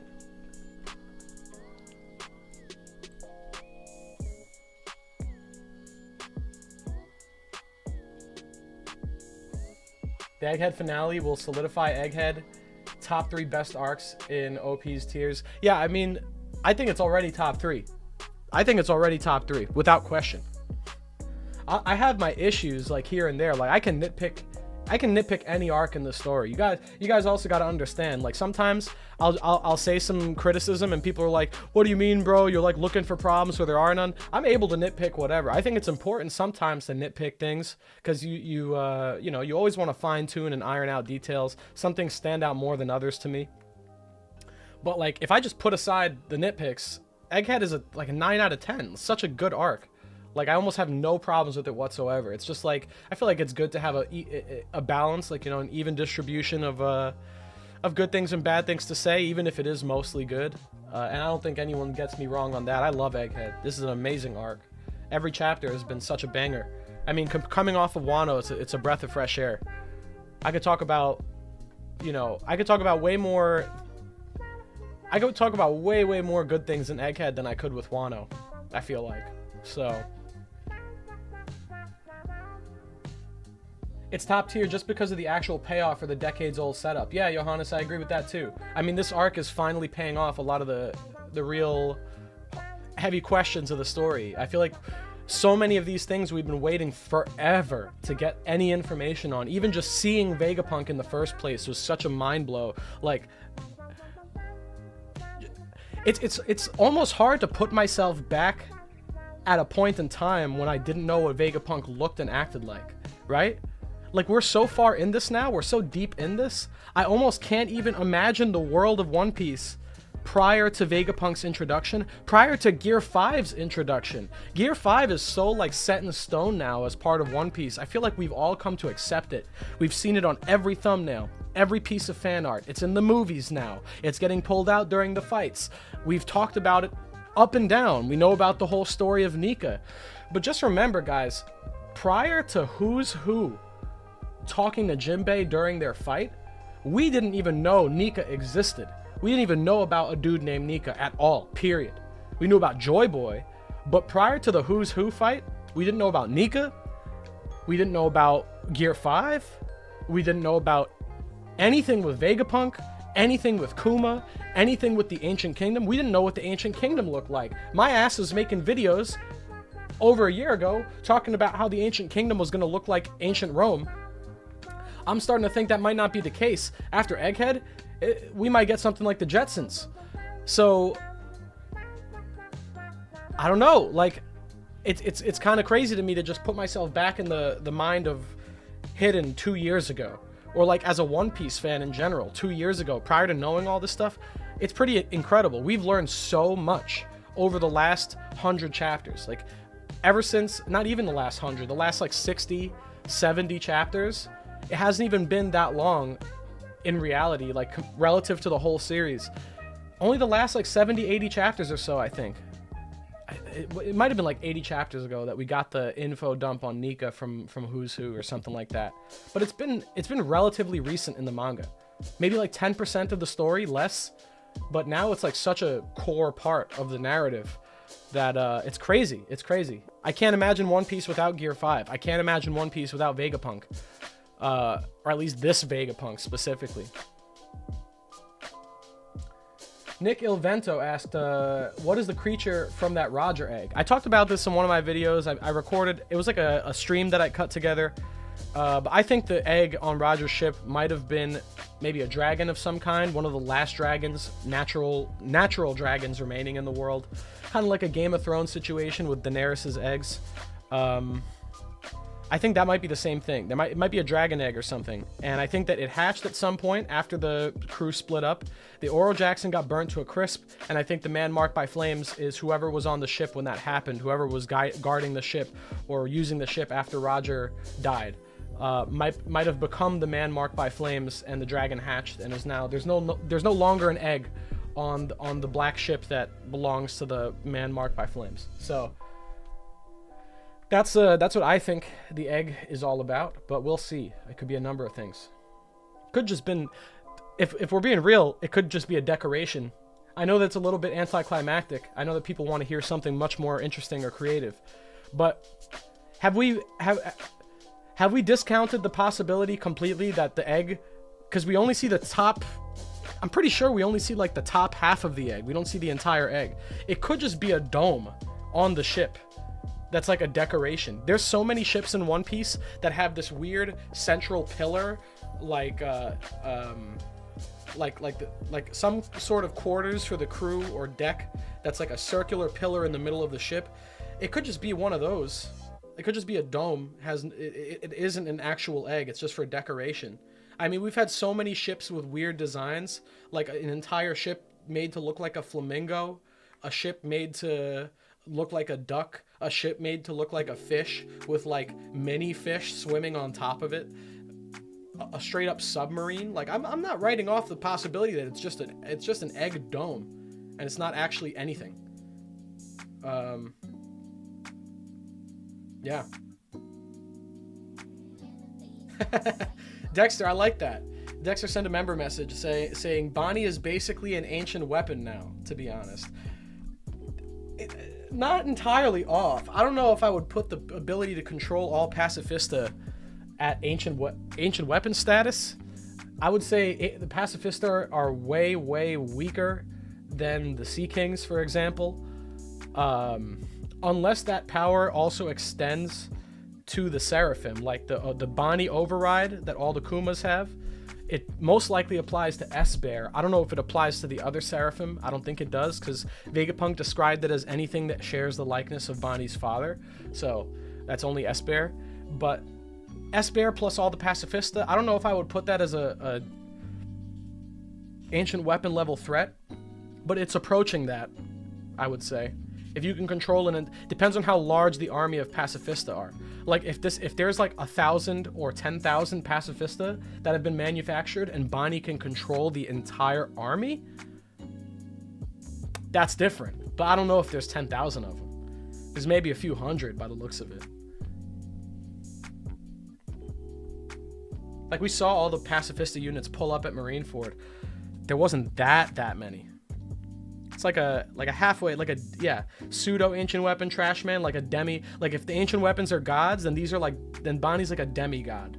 Like power approaching ancient weapon level island destruction tier, but not quite there. Yeah, that's kind of how I feel.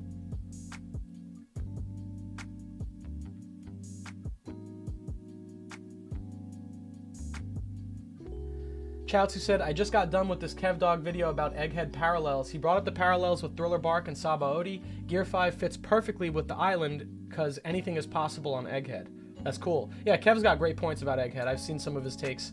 He also said that this arc will end in comedy to invert the Sabaody tragedy. I like that too. But I don't know how comedic it would really be. I mean, all this stuff with Kuma is pretty heavy, you know? There's it's a little bit too late for that because the tragedy's already happened, right? Kuma's probably going to die, and as of this chapter, I mean, it looks like Vegapunk's going to die too.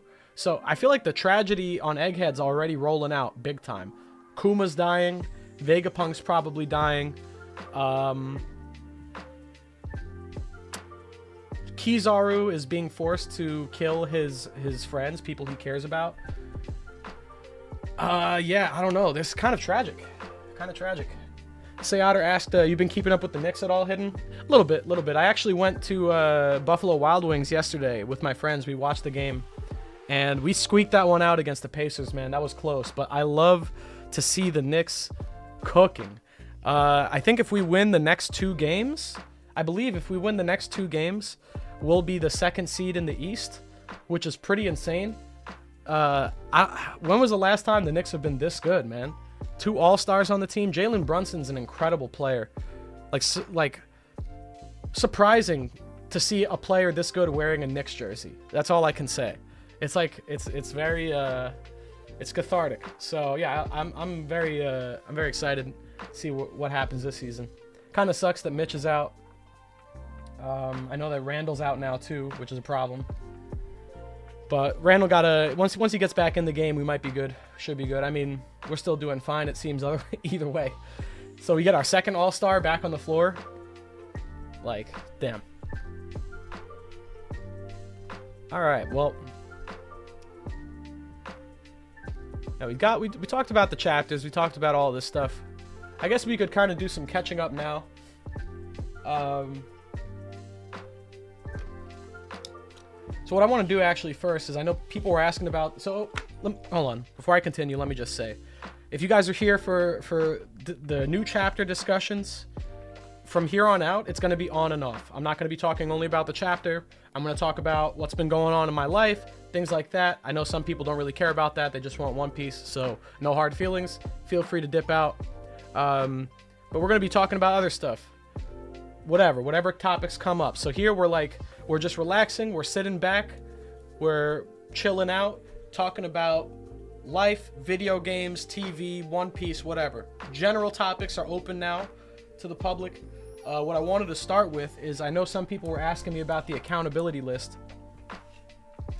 Like I said earlier in the stream, I want to remake the accountability list in this notebook, and with everyone, I want, because I know you guys had your goals stated, but I never wrote them down. So just as a way to keep people accountable, I'm gonna put your name on the list if you want to be, and then every stream, instead of go through the whole list, I'm just gonna pick a couple names and I'm gonna check in with you and see if you've been holding your end of it up, okay?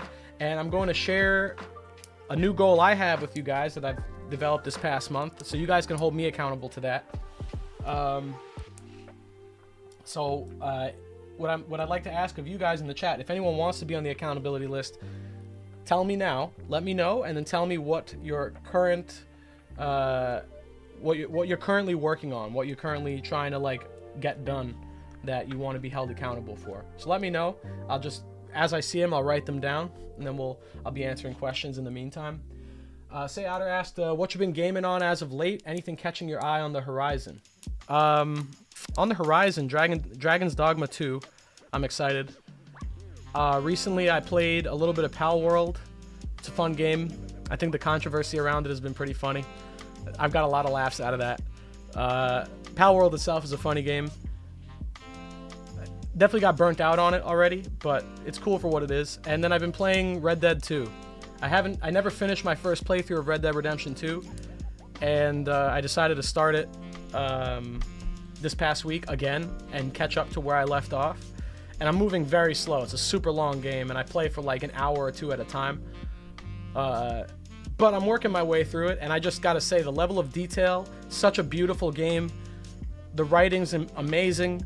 The graphics are incredible. The gameplay, I have my issues with some of the gameplay. It almost feels like there's a delay in some movement, and like the course correction for the horse while you're riding around makes it a little bit stiff to ride sometimes, a little bit slow even. On some other occasions, I guess I gotta get a better horse, but you know, the gameplay overall is good. I think it feels solid, so I'm loving the game. All right, let's see.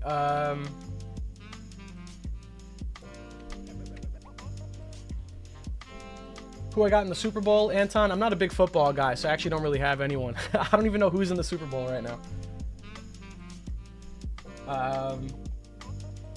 Tell me the two teams, and I'll pick one. All right, Moog. Moog wants to be accountable for running, being in shape. Dexter wants to be held accountable for making good movies and TV. So I'm just gonna put filmmaking.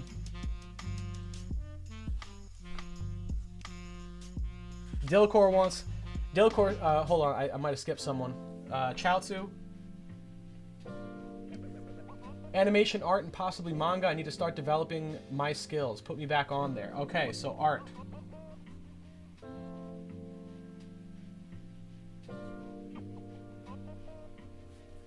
And Dilcor wants me to put him down for 10K subs in March.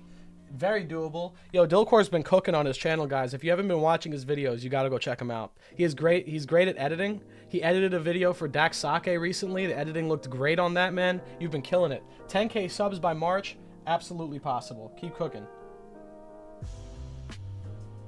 So that means we're gonna follow up on that in March. Bailey wants to do strength training.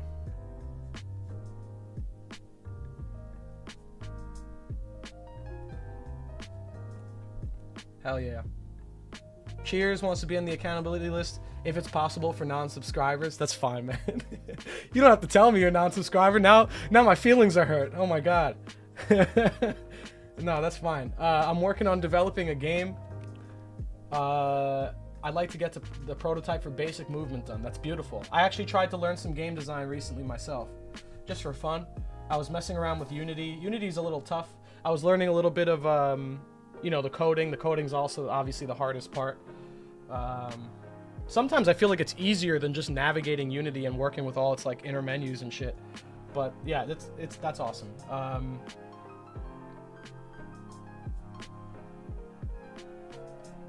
Video game prototype. All right.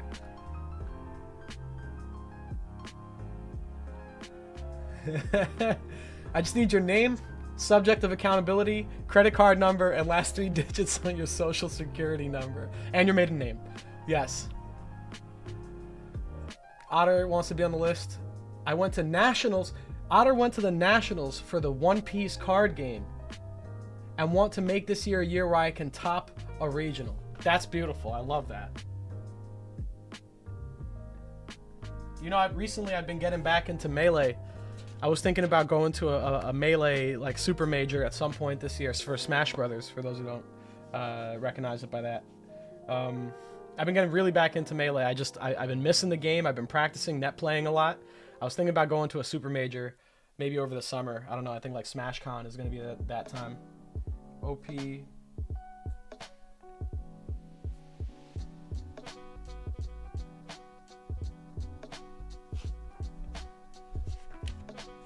Nick Nick Alvento said, "Put me down to make it to champ in Rocket League. It's not possible." I will put you down.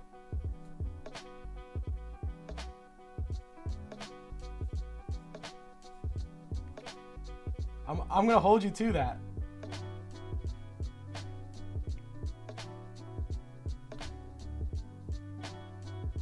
I don't even know how hard. Is that like the highest rank? Anton. Gym grind. I gotta get back on my workouts, bro. Johannes, thank you for the €2 super chat. Which Vegapunks survive Egghead, if any? Good question. Good question. Let's see. Atlas.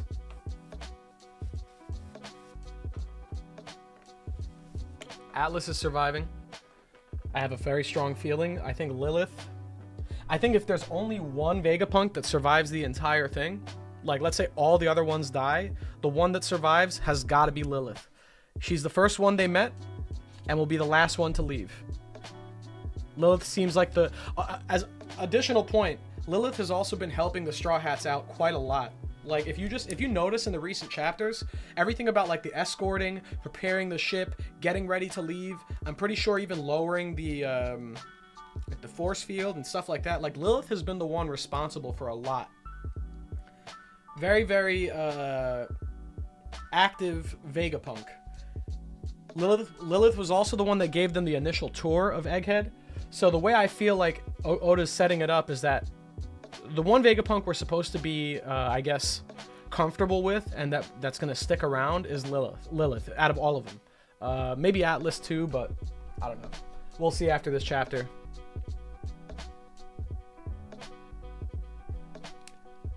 Okay, so I got to get back to...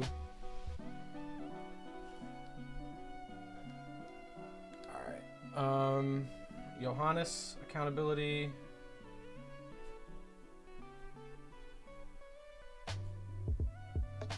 Weight loss, very nice.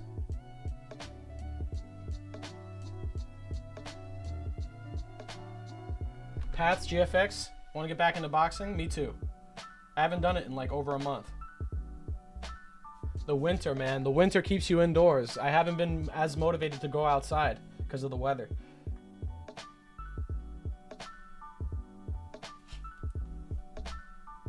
Shinobi shin pads. I'd like to be held accountable for working on beats more often.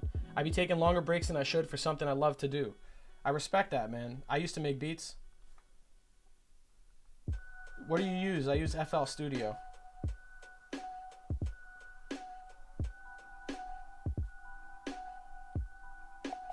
Yeah, making beats is it's fun. It's very rewarding. Tough though. Tougher than people think. Obviously, you know, it's not as difficult as, let's say, learning to play an instrument and make an actual, I guess, piece of music with that instrument. But learning the ins and outs, finding good samples, being able to mix and match them together, I think it's a great talent to have. And I spent a lot of years making beats. I thought it was very fun. So, big ups, man. You can cook that. I'll definitely hold you to it.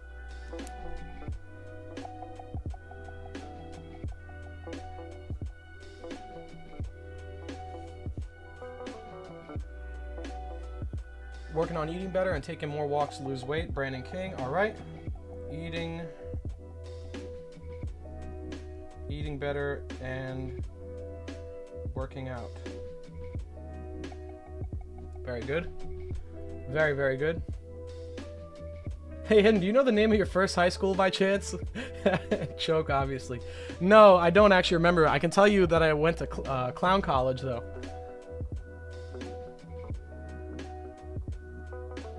Trashman said I need to look for a job. A job working from home, because the idea of working in an office makes me have violent thoughts. Working in an office sucks. If you have no other choice, do it just to get your foot in the door somewhere. But I don't know. I don't like working. Specifically, working in cubicles is something I don't like. I do not like. The way I picture working in a cubicle when I used to work in a cubicle is like picturing horses in a stall in a barn. Like you're just relegated to like a little tiny enclosure in the room, like holed up there. Like, I don't know, like you're just like used for the purposes of the company and you're just given your little tiny walled off space. It fucked with me. I didn't like it.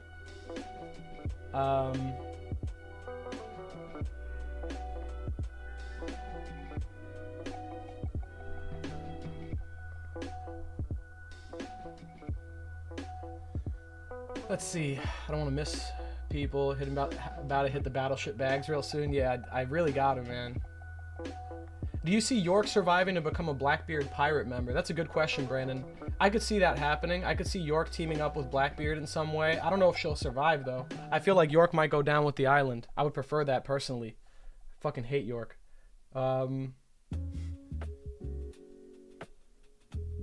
Luffy D. Kush said, I love making beats. That's another reason why I love your channel. The vibes you play are always on point with your videos.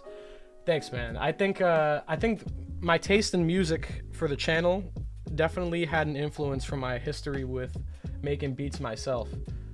All the tracks I pick are stuff that I would have liked to have made, like things that kind of felt similar to my style. So, is the music on my channel original from Scartillery? No.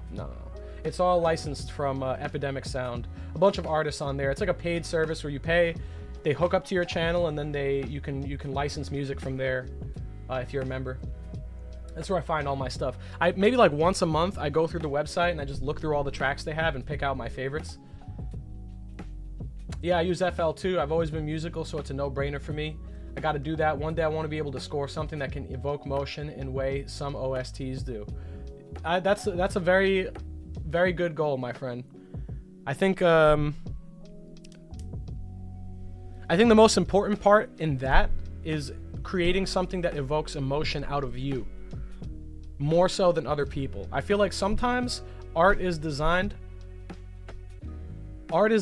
to evoke emotion out of others. Like you make something that with the goal of moving other people. And I feel like, not as necessarily wrong, I feel like for art, it's almost better to make something that moves you personally, because the art's coming from you. And no matter what, anyone who looks at a piece of art that you've made is never going to truly see it or feel the same exact thing that you did while making it. They're never going to get the full picture. You know, I could look at a painting and interpret it 3 different ways. Someone else could interpret it another way. So art is going to be, the interpretation or the emotions elicited by art are going to be, to some degree, subjective. And your goal as an artist is to convey, I guess, like the general feeling that you want to convey with your music. If you want it to be sad, you obviously don't want people to feel like it's a comedy song, right? But you can't fully control it. So I think first and foremost, you have to make what moves you, because that's where the art's coming from. So, you know, I know you didn't ask for the tip there, but that's just the way I've always approached it. Like with your goal, I want to score something that can evoke emotion. I feel like whenever my goal is to evoke emotion in that way, I always try and move myself, and that's where I come up with that sort of thing.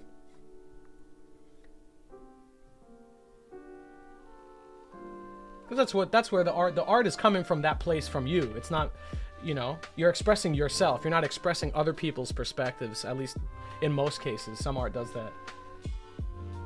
Marth said, I missed you 2 times. Let me get you. Put me down to get overlooked less. Okay, so you wanna grow. You wanna grow your channel. I'll put it down. If you want me to give you some tips on that, I could always offer some. Not right now. I'd have to like look over your recent stuff. But I think a matter of not being overlooked, it's not so much that you're overlooked, it's just that people don't have the opportunity to see your content.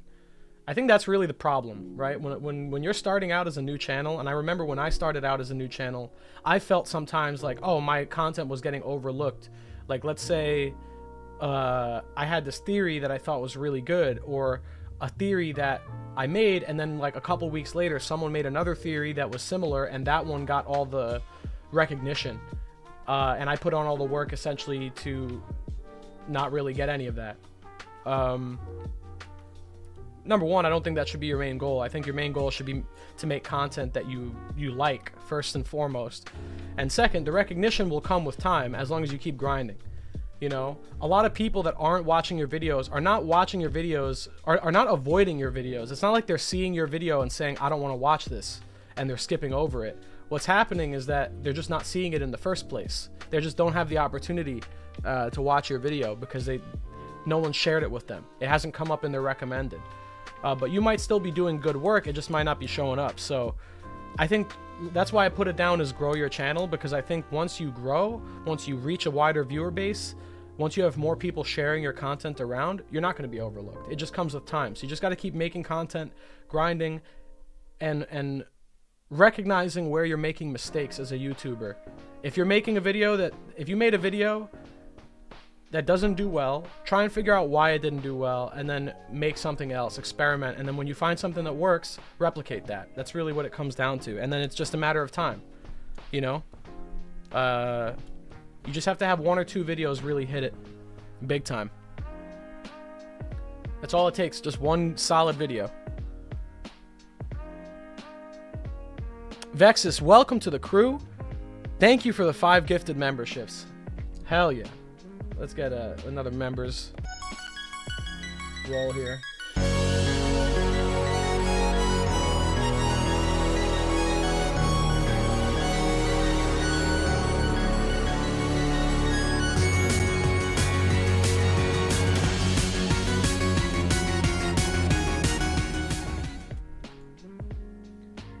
I feel you working at customer support right now. Really got to go to the office, but the freedom of working from home is great. Getting paid to watch Hidden right now. Don't tell your boss that. Yeah, that's in my opinion the way to go. I feel like working from home is going to be the wave in the future. The only problem I have working from home is sometimes it's easy to distract yourself because you're in a comfortable environment, not meant for work most of the time. So what I've had to do is I've had to get a laptop, and I do my scripting now elsewhere. I used to do my scripting in this room, in this office. I don't do that anymore. It's too easy to get distracted. So I have a laptop now, and I just change my environment to do my work. I still work from home. I just do it in a different room where nothing's gonna pull me away.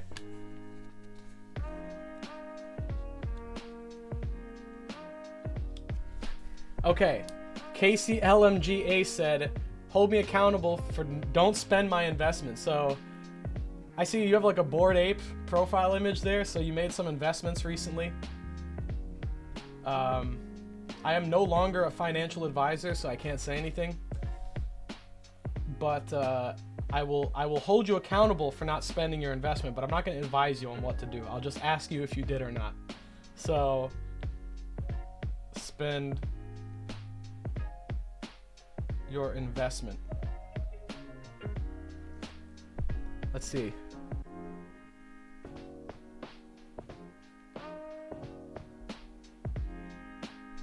Anything else? Let's see.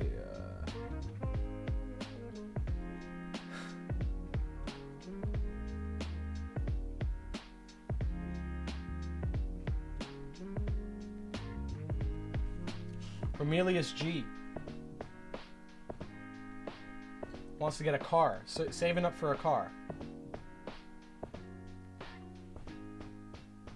All right, nice goal.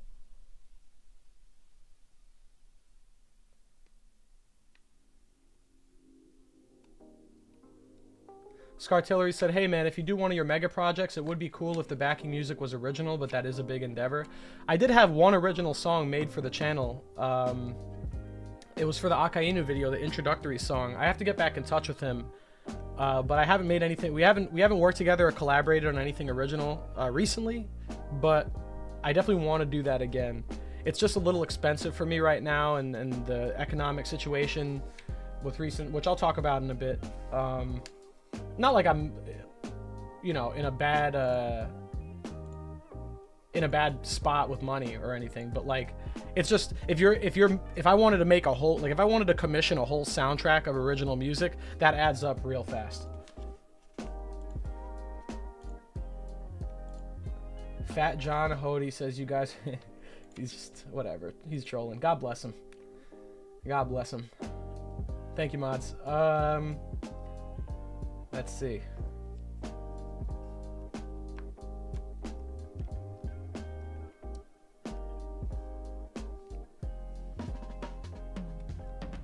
Anything else?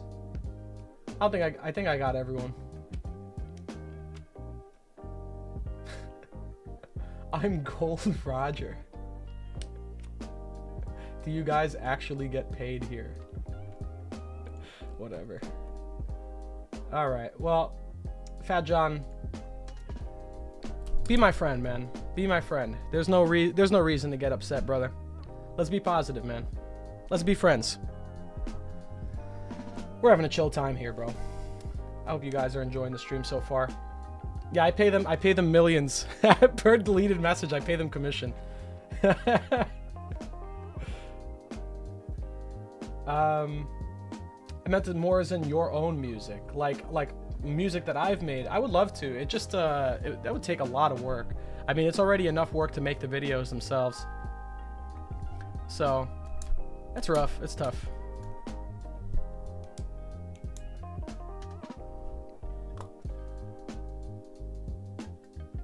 Pay him to be my friend.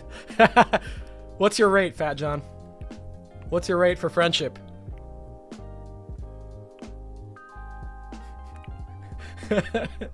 No, so let me tell you, I'll fill you guys in on what's been going on. So,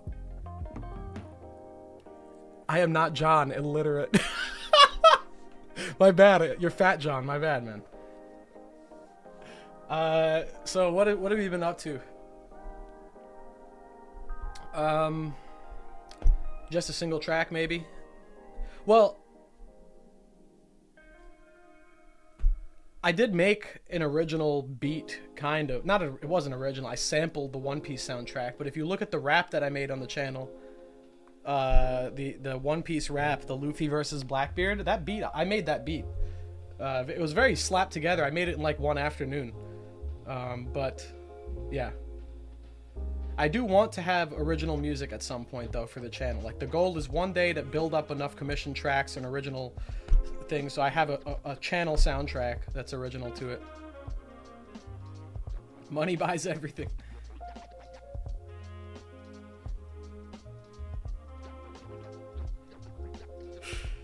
What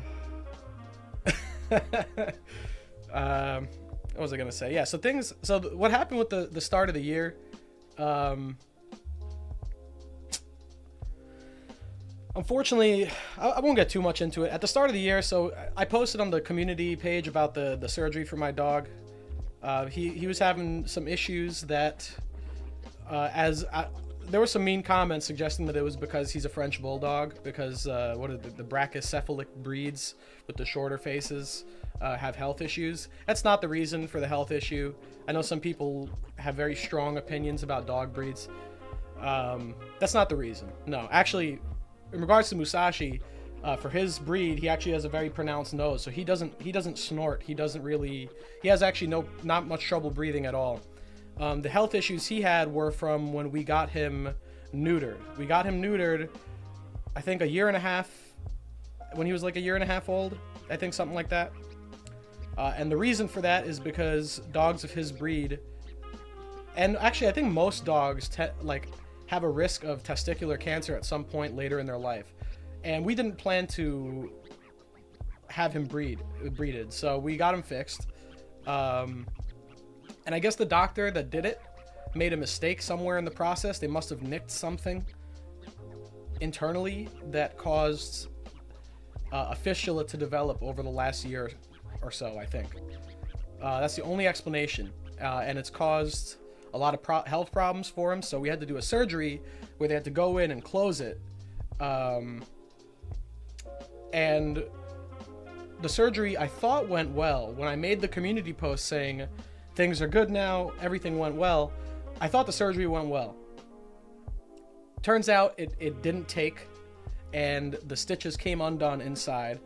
So we had to do some extra stuff. We had to put him on a catheter, and then the last month, I was playing at-home nurse for my dog, which is why, it's been very stressful. I love him, so it's been very stressful to see him deal with like the post-op, and I had to be very, very on top of him. I kept him at home for a period of time with the catheter and, all that, and the stitches, and I had to take care of it, and it was a trip, man. The last month was a lot of work. But the good news is, I took Musashi back to the surgeon this past week. They ran some tests. They did an X-ray, and it closed up. He's good. There is no more. There are no more issues. For now, there should be no more problems. All we did, we have him on like an antibiotic. But yeah, so he's fine now. But for the last month, there was a question of him not being fine. Particularly what fucked me up was that because the surgery didn't take, the doctor at first was like, okay, so that's plan A. Plan A didn't work. Plan B, we're going to have to do a highly risky, invasive surgery where we have to break his pelvis in half to get in there and then operate on him from above. And the unfortunate part of that surgery would be that he's basically crippled if we were to perform this surgery. So I was sitting there like, okay, so you're telling me this surgery didn't work and now the only option is to cripple my dog to keep him alive? Like, I was freaking out. I was losing my shit. We ended up not going with the plan B, thankfully. I got second opinions. We didn't go with the plan B, and it ended up sorting itself out another way. So thank God. Thank God we didn't have to do that. I was losing it. So yeah, that's why I haven't been online, guys. Like, I apologize. I haven't given everyone notice. I didn't want it to be like a sob story because I already had made like a couple posts that were like negative in nature. Like, hey guys, I got some rough stuff happening, an emergency. I had to cancel the Christmas streamathon. So I was like, fuck, like all the plans I had for the channel were going out the window. And like, I didn't want to make a third or fourth community post being like, hey guys, shit's still happening, sorry. So I just kind of kept it to myself. I stepped away from the computer. I just figured when this is all over, I'll come back, I'll share the good news with everybody, and then we'll move past it. And thankfully, that's where we are today. Everything's fine. There's no more complications, and we're good. We're good. Am I reading that right? Manacro with 440 euros super chat. Oh my God, Manacro. Thank you so much. The One Piece! The One Piece is real! I love you, man. Thank you. So much love. Thank you, bro. Big, yo, I want a wall of W's right now for this man. Holy moly. Thank you, brother. Well, that helped him. That helped a lot. Actually, with the that like the last month, I didn't even mention it, but yeah, I mean, obviously the medical bills and stuff that helps a lot. Jeez, man, thank you. But yeah, that's sheesh. I don't even know what to say. I feel like thank you is just. At this point, I'm just saying it so much. I wish I could say something stronger. That's really great.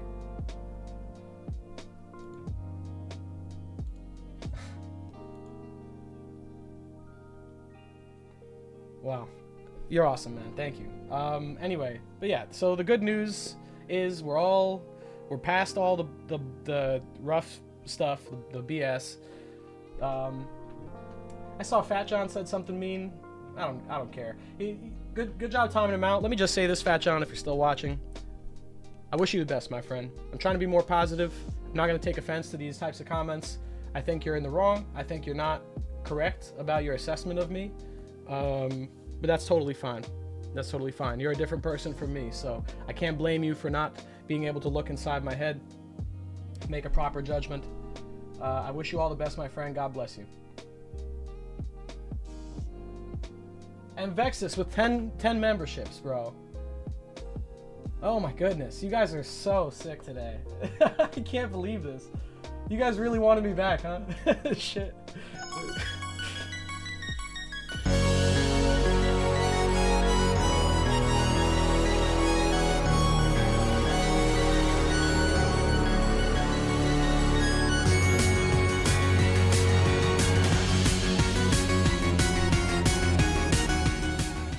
Welcome to all the new members. I think we've gained like 30 new members today, something like that. So welcome to everybody, to the channel members. Got a ton of new emojis for you to try out. You got access to all of them now. I did put Hidden Toast, me replicating the Leonardo. You see people using it. Me replicating the Leo DiCaprio Cheers from The Great Gatsby, a classic. Dilcor with 10 more memberships. Let's go! Thank you guys. The members train. Oh my god.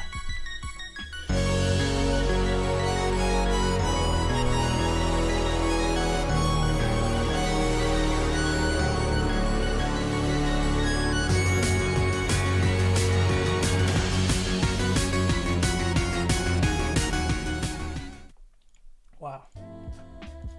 What a stream today. Thank you guys.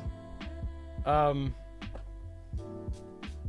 feel conflicted because I haven't made any content over the last month, you know, or like more than a month at this point. It's been like a month and a half. But thank you very much. What I can say is I think the next video is going, like, especially for the fans of the channel that appreciate the detail. You know, there was a bunch of comments I got recently. Where people were mentioning, like, they love how in the videos I always call back to, like, history and talk about real life things and connect it to One Piece. So this newest video is kind of like a lot of that. So I think for people that enjoy that element of my videos, I hope you'll appreciate the next one. I have been working hard at it. So yeah, the community got you. Yo, Dilcor, thank you, bro. I love this community. I was saying it on the channel post. You guys have been super patient with me. I've gotten nothing but kind messages in the meantime. Whitebeard D Banana said, "We all love your dog." I love that name. Yeah, I wish I had Moopy in here, but I'd pull him up for the hype. Dexter, thank you for the 20 kroner, man. Thank you very much. Let me give all these a heart. Vexus said, "Glad to hear about Musashi." Thank you for the 5. Glad to hear about Musashi. Good to see you again, brother. My dog also had a serious scare at the turn of the year. I know how it goes. Yeah, like these stream. Yeah, man. It's tough, you know, because, like, when it's your pet, like, unless you're a pet owner, it's hard to, like, think about it that way, I feel like. But, like, as a pet owner, you know, especially if you raise them for a long time, like, it can be pretty devastating, you know. I don't want to say like it's like my kid, because it's a dog still, right, at the end of the day, but it almost is. Like, I've taken care of him day in, day out. I work from home, so I'm spending all day every day with my dog. So, you know, I care a lot about him. So that type of stuff is really, it gets to you for real. Whitebeard D Jizz, yeah, Jizzgate, Edward Jizzgate, shout out. That was like the second theory review we ever did.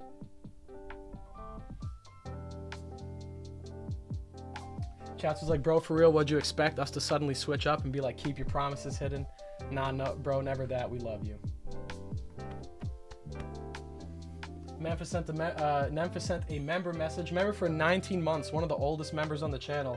Good to see you back, Hidden. Absence makes the heart grow fonder. That's a great quote, and yes, and I feel that way for you guys too. Like, coming back to the stream, it's been so long that I was like, man, I can't wait to just like shoot the shit with everyone again.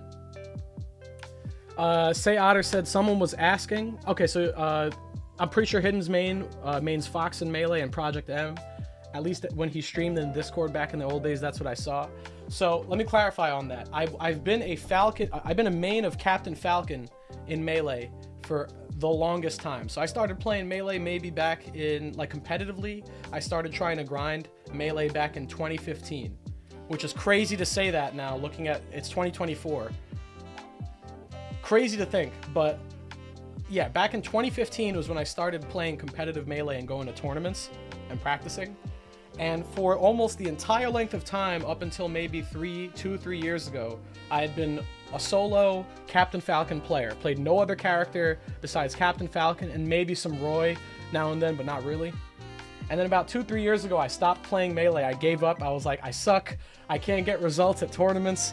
You know what? I'm just gonna pick the best character in the game. So I just switched to Fox, just like Hax Money said I would.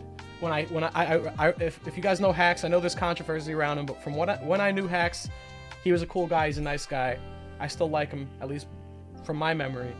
And when I talked to Hax, I asked him for Falcon advice, and he told me switch to Fox. So I did it. I switched to Fox, and yeah, I'm not good at Fox though. I'm trying to make him my main or like my secondary. I still got to play Falcon.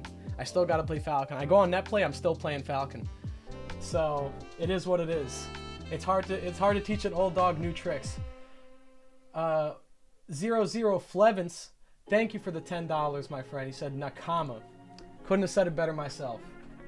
Their 20th super. Oh, that's your 20th super.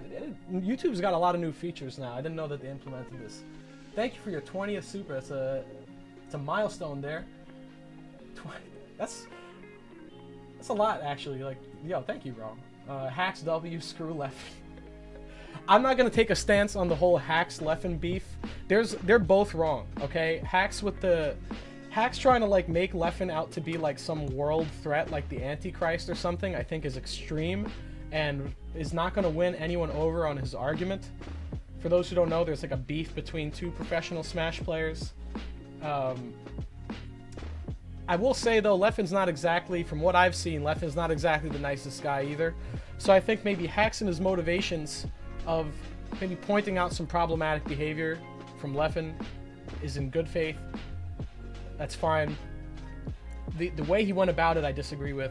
And Leffen, while he has had a history of not being the kindest person, being a little bit toxic, and maybe even he still has some of those behaviors today, a lot of that is in the past. And I don't think Leffen's evil. Okay, so I think they're both wrong, and I do like them both as players. So, but yeah, I gotta side. The only thing that puts me on Hax's side per se is just that he's a Falcon player, and I love Captain Falcon. So I know it's stupid. I'm not actually taking a side, but yeah. Wipe Your D Banana said, I'm always trying to move out to Punk Hazard, but the employee always says I'm not Gaster, I'm Gastino. What? Favorite Smash player is Mars. Zero Suit Samustan. Is that a PM player or like an Ultimate player? I'm not too familiar with the Ultimate player base. I did play a little bit of PM for a while. My character in PM though is like, I don't know. I don't have a main in that game because I don't play it enough. I play Ness in PM. I like Ness. Captain Falcon, Sonic. Sonic's a great PM character. He's probably one of my favorite characters in PM. In Smash Ultimate, I play Ness exclusively, and Ridley actually. I play Ridley too.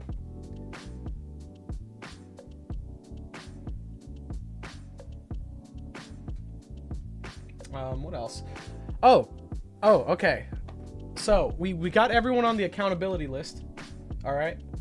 I got something for you guys to hold me accountable to, and it's not going to be like a weekly thing. This is more of like hold me accountable for the year. What I need you guys to hold me accountable to is that recently I made a New Year's resolution to finally write a book. I've wanted to write a book for a while. I've wanted to create a story of some kind for a while.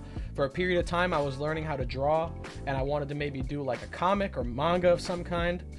I think that's too much of an uphill battle for just one person to tackle, at least for me.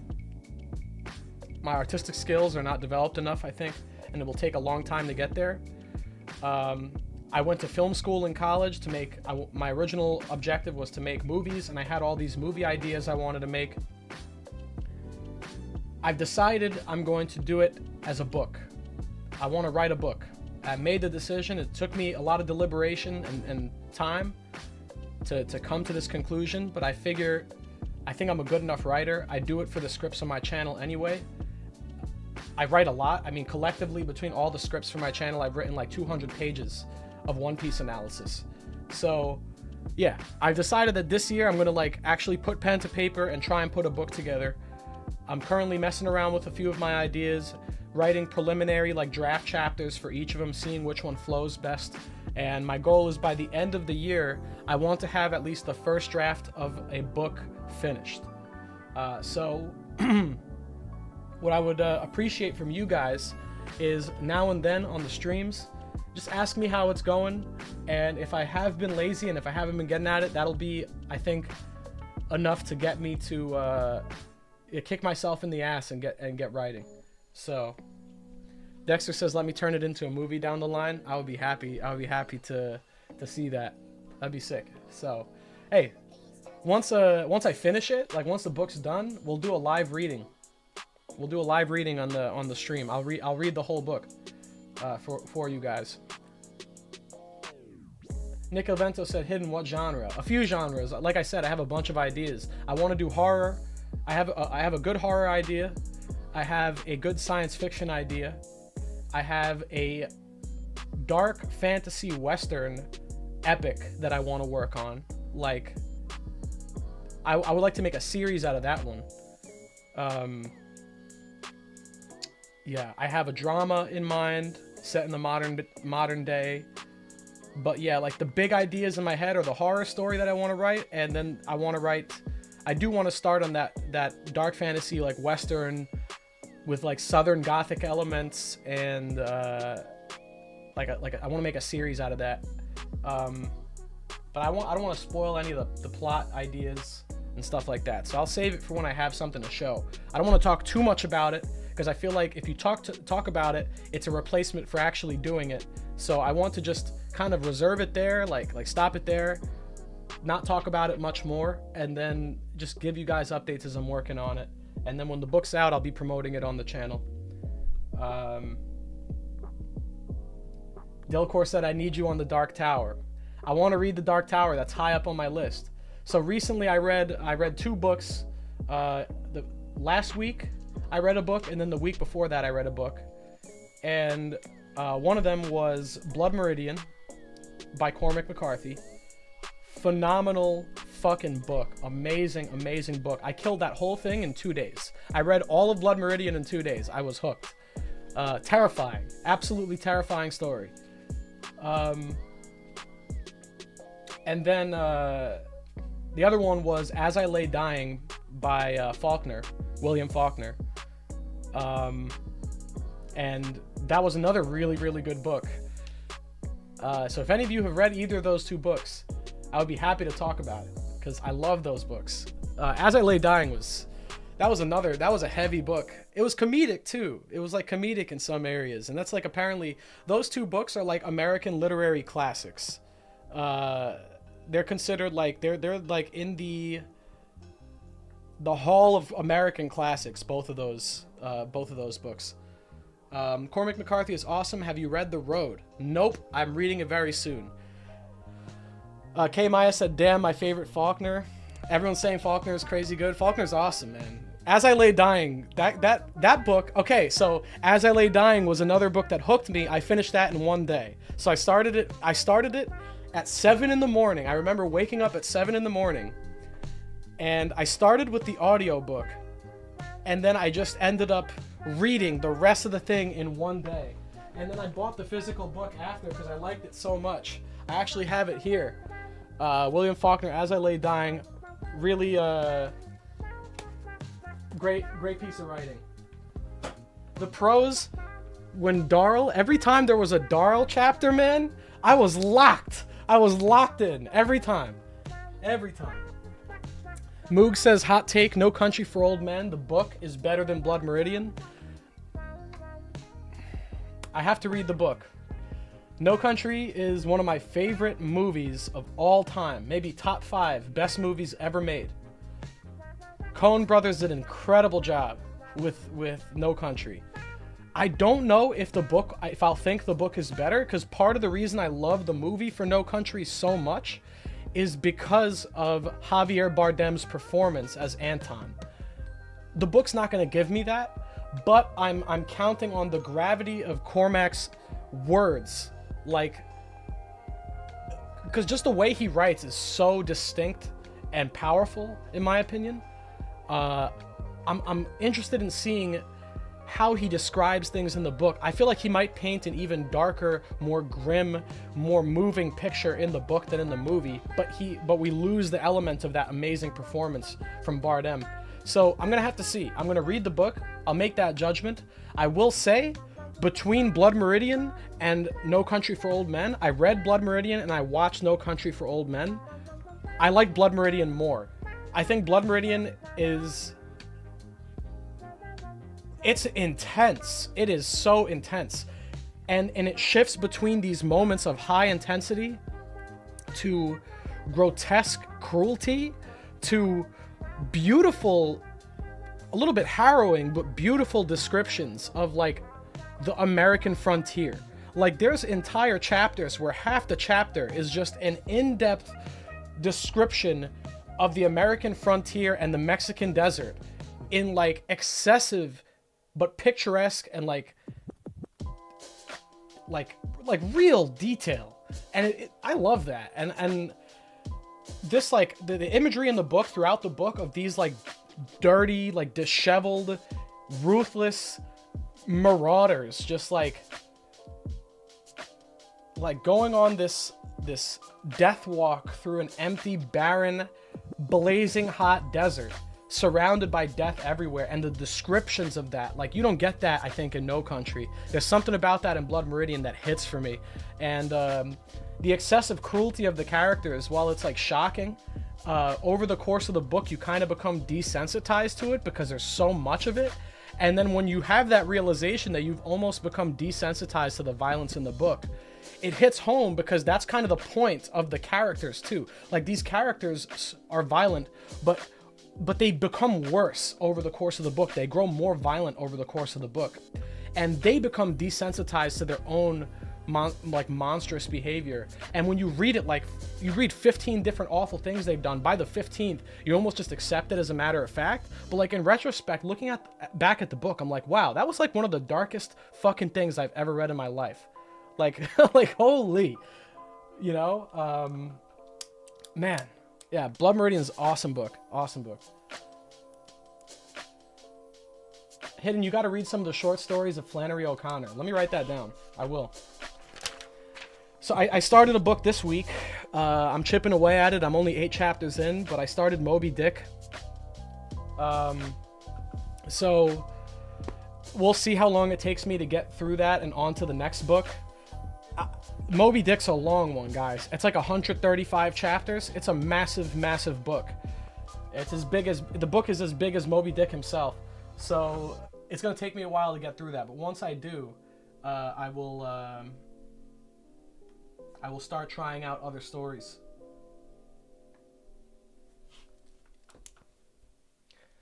But I'm liking Moby Dick so far. I think it's, I mean, I haven't gotten into the meat of the story, but so far so good. Like, I've enjoyed what I've read.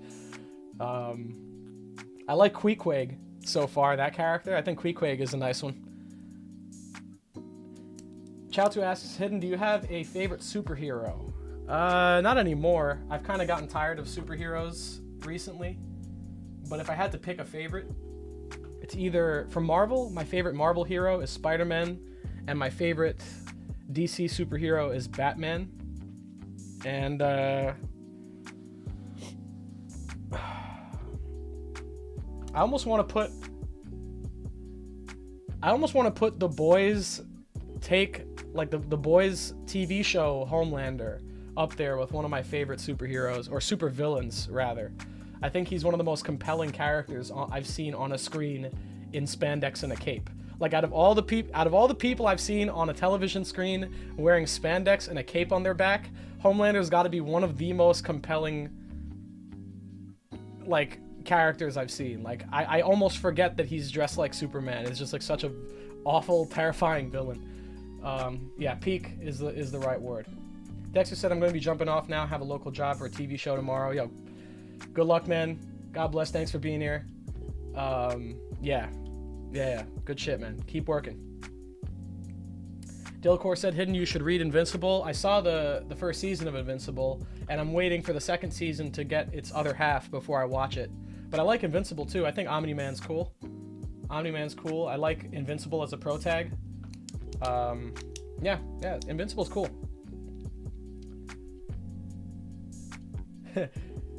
Caleb Beltran said, it's a long book, guys, 135 chapters, has a channel dedicated to One Piece. Yeah, but the thing is, okay, those chapters go a lot slower than a One Piece chapter.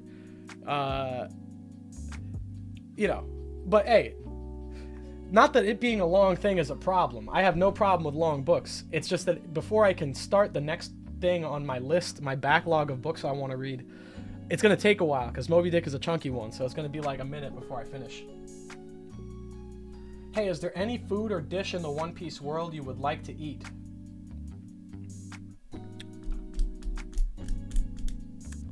Good question. Let me think. I would like to eat dragon, not Monkey D. Dragon, like the animal dragon. If you remember in Punk Hazard, after Zoro killed the dragon, I'm pretty sure Luffy ate some of it. Like he was like, "Oh, that dragon was delicious," or some shit like that. So I'm wondering what dragon tastes like. You know, that's a very large creature with a lot of muscle. Like, that shit's got to be tender as hell.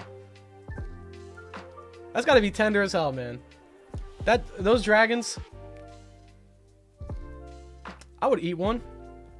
Yeah, Monster Hunter vibes for real, man. Speaking of which, I am very excited for Monster Hunter Wilds. That game's going to be incredible.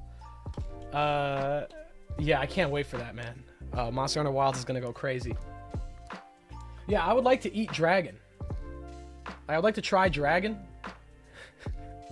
It's gonna get clipped, taken out of context or some shit. Yeah, I would like to eat that. I would like to try water bison or whatever, like the water meat from Water 7. That sounds pretty good. What else? Oh, you know what would be dope?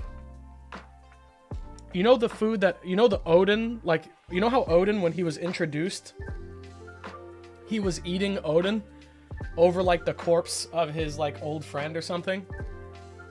Yeah, I would like to try Odin's Odin, okay? Odin's Odin probably goes hard. The man's named after the dish. He probably makes some insane Odin. So I definitely want to try that. I've had Odin in real life. It's amazing. It's so fucking good. So One Piece Odin, I mean, damn. That's got to go hard.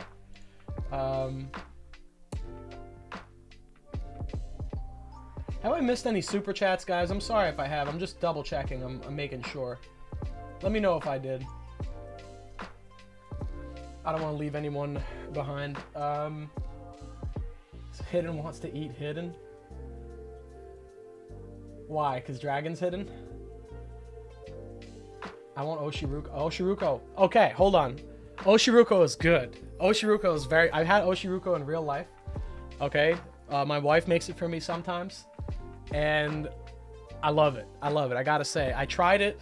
I had Oshiruko after I read the Wano stuff in One Piece. So I knew about it from One Piece. And I asked her, hey, have you ever had Oshiruko? Is it good? And she's like, yeah, it's very good. You want to try? So she made it, and it's awesome because it's like, it's sweet. It's like the soup. It's like a thick, sweet, like, I hesitate to call it a soup because it's almost a dessert. It's like a soupy paste, but it's delicious, and it's red bean. And then you have like little balls of mochi in there. So you get that little chew with the mochi and the red bean soup. It's so good. It's really good. I highly recommend it. Red bean's delicious. Yeah, it's like a dessert soup. I've never. It's weird to think about dessert soups. Didn't we talk about? Hold on. We talked about soup. Was it on the Christmas stream? Did we talk about the cereal qualify as a soup? I would say it's closer to whatever cereal is than like a soup. I don't know. You know, it's like a dessert, like sweet kind of soup. Yeah, it's mad good. You should try Oshiruko if you haven't.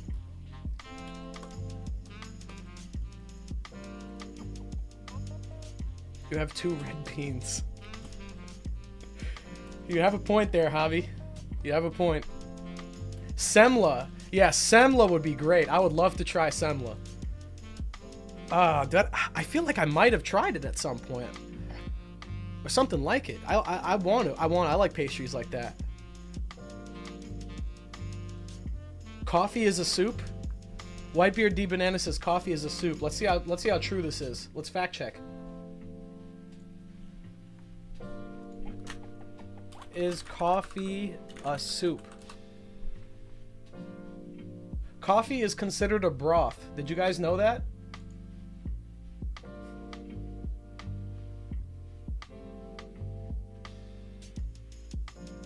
Broth is technically defined as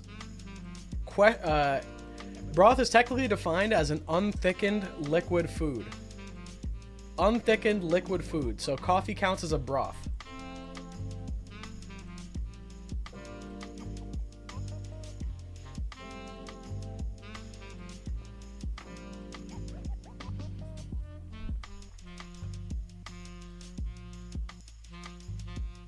I feel like anything called a soup needs more than one ingredient.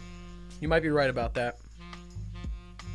So then technically hot chocolate with marshmallows is a soup by that. We're getting philosophical. We're breaking this down Socrates style, okay?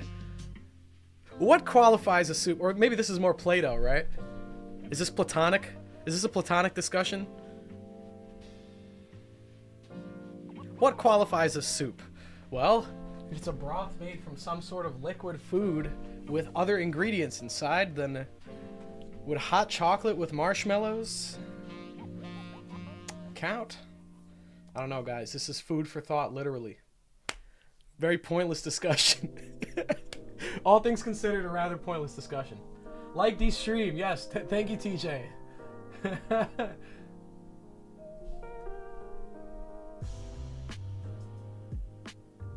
No, Hidden, you can't eat Play-Doh. What? You can't? What is the Play-Doh and soup? Guys, come on now, guys. You know what I was talking about, man. What is the Platonic ideal of soup? Yeah, in the realm of forms. What is the perfect form of soup in Plato's ideal? Anyone want to figure that one out? That's a deep philosophical question for chat.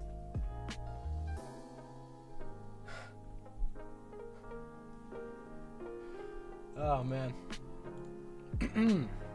All right. Well, I don't know what other topics we could get into. Hit me, guys. Any questions that anyone has about One Piece, other things? We'll be happy to take the discussion elsewhere. I don't need to go anywhere right now. I could still go for like another maybe 30 minutes.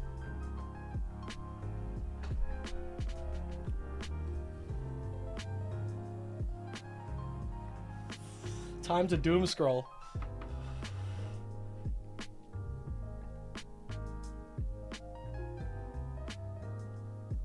Have I seen Frieren? I've heard about Frieren, Vexus.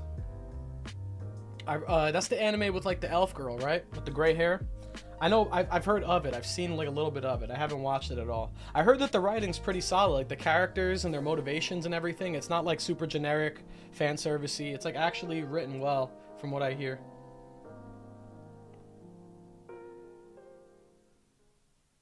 Chaozu says it's a break week. Par still needs to defend that theory. We do have a break next week. You're right.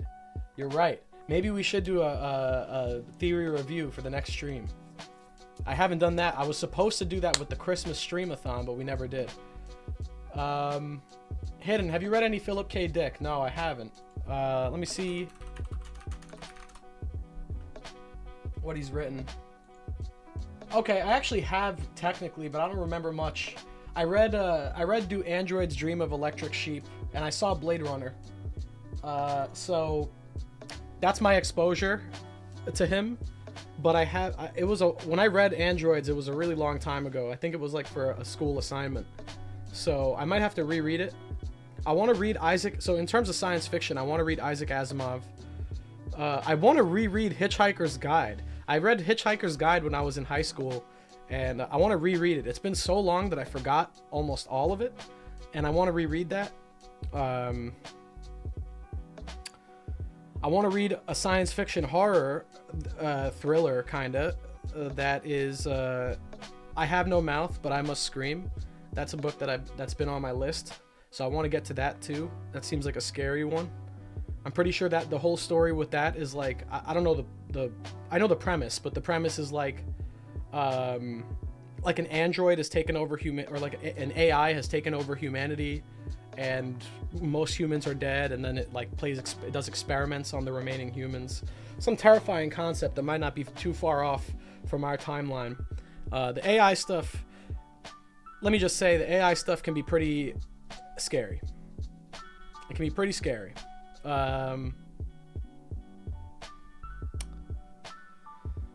Yeah, so I'm not gonna get into the topic. That's a long one, but I think that, you know, humans can become overzealous when they discover something new, and I think it would be foolish to assume that we can foolproof AI.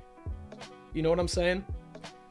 I think it's very foolish of people to assume that we can foolproof AI. I saw Neil deGrasse Tyson on the Joe Rogan podcast talking about how he's not concerned about AI because he's not concerned about AI destroying humanity. And I think the rationale he used, forgive me if I'm misquoting or like misrepresenting his viewpoint, but his perspective was he's not worried about AI because all the previous crises in history humanity has been able to address even after we realized it was a mistake. That we made nukes and people were worried. His reasoning was, well, when nukes were created, humans thought that nuclear weapons were going to destroy the world, and we're still here.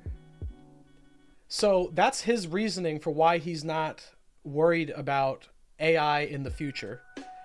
For me, that's just a faulty argument, because it's like, yeah, like nuclear weapons have not been launched and have not destroyed the world, but humans also have the decision, like they can make the decision to launch or not to launch. If you develop AI to the point where it becomes AGI and it's able to make its own decisions, the AI can make its own decisions. So we wouldn't be able to control what it does. The difference between nukes and AI in that respect of like apocalyptic nature is that we can decide as humans whether or not we want to launch nukes.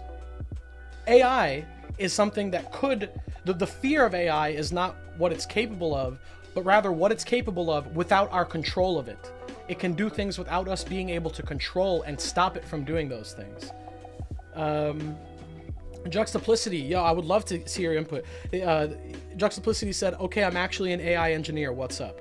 That's such a bad argument. Yeah, so I think that I don't think that the current level of AI is something to be fearful of. I think that AI in its current state is just a very convenient tool. It's almost like a super version of Google searching. Like the current AI we have is just like a very, very advanced, hyper convenient version of Google. Like Googling something, in other words. But where it could go is what scares me, because it seems like people have tackled this topic with a little bit of reckless abandon, and it makes me wonder if, we're going to move into the future that way. And that's why we got to tie AI to the wall socket, plug the plug in it. Yeah, so this is the thing, right? That was another argument that Neil used. Neil was like, well, we can just turn off AI. What if the AI discovers how not to be turned off? What if the AI discovers a way where it can persist through other pieces of technology by proliferating from one to the other or something like that? Like, what if you can't just simply unplug one machine and get rid of the AI, right? And the thing is, it's funny because he used this analogy in his argument where he said, I think he talked about like how AI handles chess, where it's like we've seen AI make moves in chess that we've never seen a human being do before, and like we have no idea of what it's trying to do with that move until 20 moves down the line. The AI then uses the move it made 20 moves ago to do something important. So it's like with something, if we really work our way up to AGI, where it's able to be, it's able to have its own directive, this thing can plan out moves so far ahead that something it would do that would make it that would be seemingly innocuous could be the very move it needed to make to destroy us later. So things like AI being agreeable to humans, or speaking in a way that makes us not afraid of it, or reassures us that it can be turned off through one way or another. Like, let's say we end up getting to a point where we can work with AI that is some form of intelligence. It can outplay us. It can outplay us 1,000 moves in advance. So there's, yeah, Rocco's Basilisk. I have heard of that. It's the exact thing I'm worried about. Let's see what Juxtaplicity has said since I've been talking a lot.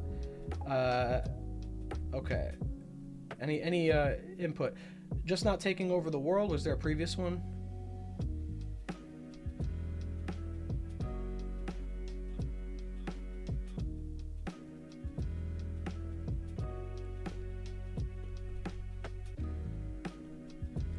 People don't really understand what it does, so they overestimate and underestimate it at the same time. Okay, so Johanna said, we can't even get man-made malware under control. Now imagine the AI version. Exactly. AI locks data center doors. Like, that's a thing, right? Like, with AI, what really fucks me up is that there is no completely infallible piece of complex code out there, I feel like. Correct me if I'm wrong, software engineers. I don't think it's possible for a human being to write a complex piece of code that has absolutely zero exploitable features in it. Like, there's always going to be something we overlook, some piece of the code that we just don't account for or get wrong, a virus that can be made to exploit that code. All software has bugs. So I think it's it's so foolish, and there's so much hubris in the idea that human beings could make an AI and design it in a way through its software that would prevent it from acting against our will.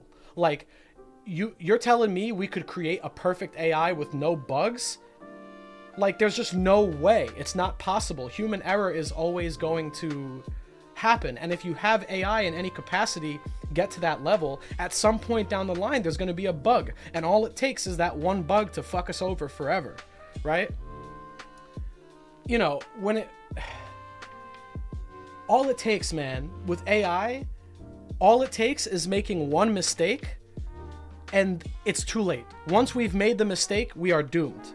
There's no coming back. Once the AI has achieved some level of intelligence where it can outsmart us and act in a way that is not in our best interest, the moment that mistake has been made and we've crossed the line, there's no way to uncross that line, because it's already developed its intelligence and continued to develop it in such an exponential manner and plan things in such an exponential fashion that we'll never be able to keep up.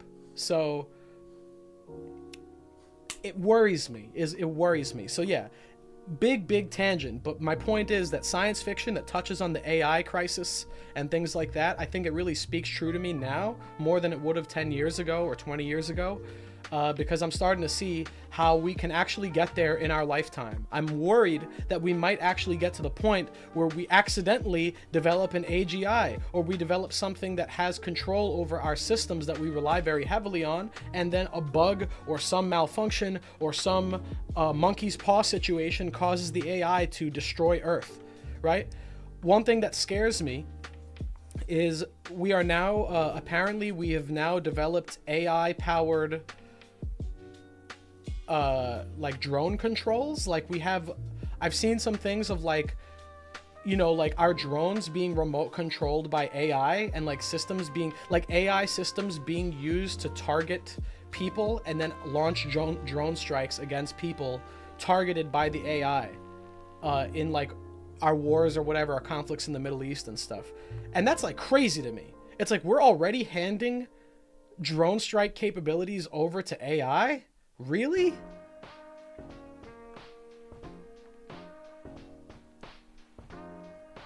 Like, that seems a little bit crazy.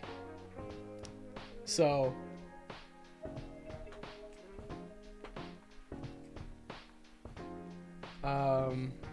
let's see what you guys are saying.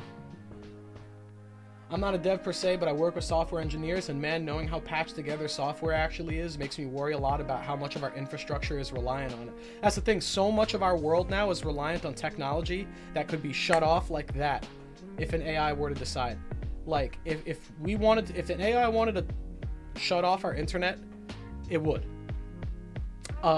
If an AI wanted to create a deepfake narrative, like, deepfakes are already getting to the point where pictures can be really mistaken for actual images. I've seen deepfake videos, guys. I've seen deepfake videos that look like real convincing videos. And I'm not talking about, I know you Coomers are going to be like, what are you talking about, porn? I'm not talking about porn. I saw a deepfake video of like a house on fire or something like that. It was like but it wasn't real. Like, there was no fire that happened. It was the video made it look like an emergency crisis of like a house or something on fire, a building on fire, all AI generated. And I was like thinking to myself at this moment, so you're telling me AI is already at the point where it's able to create convincing images of real existent people, and it's able to create convincing videos of things that didn't happen now in 2024. What's it going to look like in 2034? If an AI wanted to, it could go and hijack the internet and broadcast a certain narrative using AI that we would never be able to see past the illusion. So that's scary. That's scary. Anyway, conspiracy time over. It's not even a conspiracy. It's almost like it's almost just like a prediction of where things are going to go. Go over here, buddy. I don't want to hit you with the chair accidentally. Thank you. Moopy's here. But yeah. So AI is crazy, and I wonder if Oda's gonna touch on that too. I feel like maybe to some degree, Punk Records might connect to that. And hey, if the emu theory turns out to be true, it could be that the One Piece world has already been taken over by AI, right? Because remember, the emu theory was that emu was a supercomputer, was some sort of AI supercomputer, and took over the One Piece world. Basically an ancient version of Punk Records gone wrong. If that's the case, it could explain so much, like why the world government is so evil. It could be that the AI that's running the show has determined humanity to be a threat or lower than itself, and thus enslaves humans, enslaves people, spreads misery on the world. Could be. Like, it could be that that's what Oda's going for with the One Piece world. If the Ancient Kingdom, think about it this way, if the Ancient Kingdom was so technologically advanced, at some point they have to have developed AI, no? Like, if you follow that technological, like, line to its logical endpoint, I mean, if they have holograms and spaceships and all this crazy stuff, they probably made a supercomputer. Like, I don't see why not. That's totally within the possibilities. And what would happen if you made an AI supercomputer in the Void Century? Where is it now? Where's the computer now? What would have happened to it? Right? It didn't just disappear. How do you get rid of a hyper-intelligent AI? You know? It makes me think about what's inside the red line, because you'd need a very large computer to be able to do all this shit. If it was a supercomputer AI thing, it could be that the entire red line is a big machine, and it's covered by land, so it looks like a giant land continent, but the interior of the red line is a giant behemoth of metal and machinery and pipes and gears, and it could be that that's what's inside the red line. And when Emu's walking down the staircase to the frozen vault, you see all those pipes sticking out of the wall, like all this old looking technology, the vault doors. That's possibly inside the red line itself. The entire red line might have been an artificial hulk of metal that was covered in land, and that's what it is. So I'm still not discounting that. I'm not discounting that.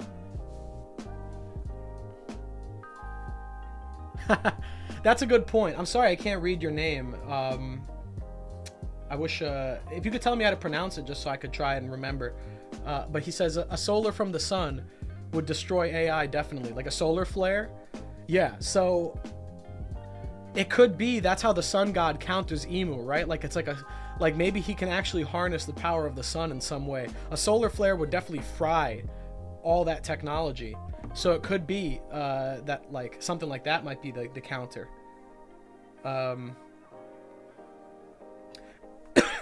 Juxtaplicity said the computing power is going to be the main limitation to what y'all are describing about AI transferring itself to other systems if you try to unplug it, TBH. So this is the one question I have for that then. Could it not be that the AI could make its code hyper efficient through its extreme intelligence, would be able to make its code hyper efficient, or create a coding language that was hyper efficient that wouldn't require the large amount of computing power that we currently think as necessary for an AI. If we had a hub that had enough computing power to develop this AI, and then the AI went and started optimizing its own code, maybe created its own coding language that we can't understand, and through this coding language created a very hyper efficient version of code that required less computing power to operate, and could make itself run on even a flash drive, like, you know, I don't know, you know, at that point I feel like that could happen. No, wouldn't, like, are we discounting that possibility? Like that, I feel like it could happen if it were able to rewrite its code, if it were able to make itself more compact as an intelligence. It might not require that much computing power. It only does now. The same way when we first made cell phones, when we first made PCs, the first PC ever made required multiple rooms full of hardware to make one PC operate. And now we have, this is a more powerful computer. So that can fit in my, in my pocket. So I don't know, I don't feel safe just because of the computing limitations. You can't do computation on memory. I know, I just mean in terms of like storing the AI on a hard drive or like on a flash drive, and you can plug it into anything. Like, you could run it off of whatever. But once again, this is like a layman's take. I don't have the software engineering background to like say any of these things with concretely. But AI can't use instructions that the CPU doesn't have, so it couldn't invent a secret language. But it could make it very, very hard to figure out. Well, that's what I mean by a secret language, like inventing a coding language using the tools it has available, but making it a coding language that's complex enough where we wouldn't be able to figure out how it's even coding, like what the code means, how to interpret it. And it would be moving too fast for us to keep up with,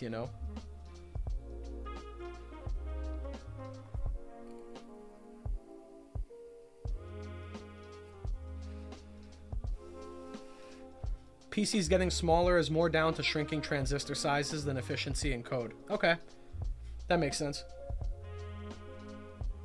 If anything, code has gotten less efficient as hardware has gotten more powerful. Okay. Yeah, I mean, that's a good point. That's a good point.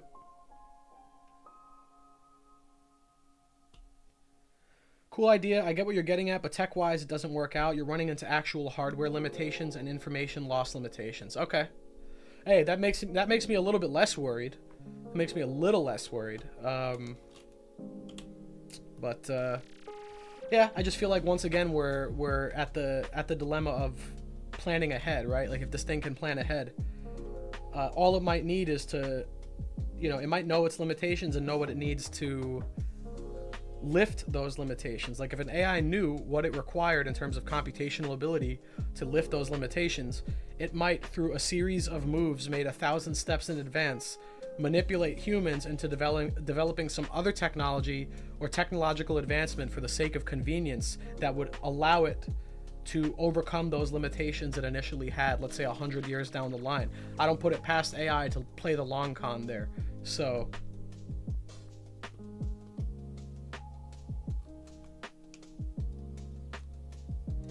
Kavatica said, computer person here, most of the points you've brought up are pretty accurate. Well, yeah, I mean, it's reassuring and not reassuring that my worries are founded on some level of truth, but at the same time, that's what worries me, right? I'm glad that I'm not just worried over nothing, but I'm also not glad that my worries have some realistic, implications. I don't know.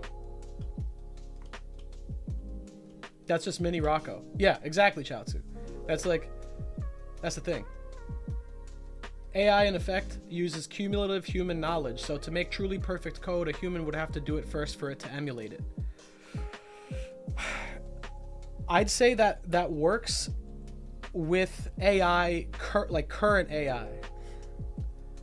I'm talking more about when that AI that we have now crosses over to becoming AGI. Because there is a difference between AI and AGI. Once it becomes self-sufficient, and it can make its own observations, and it can learn on its own without the need for humans to do any input. So once AI is capable of giving an output without any necessary input, that's when it becomes a problem. That's when it becomes a problem, I feel like.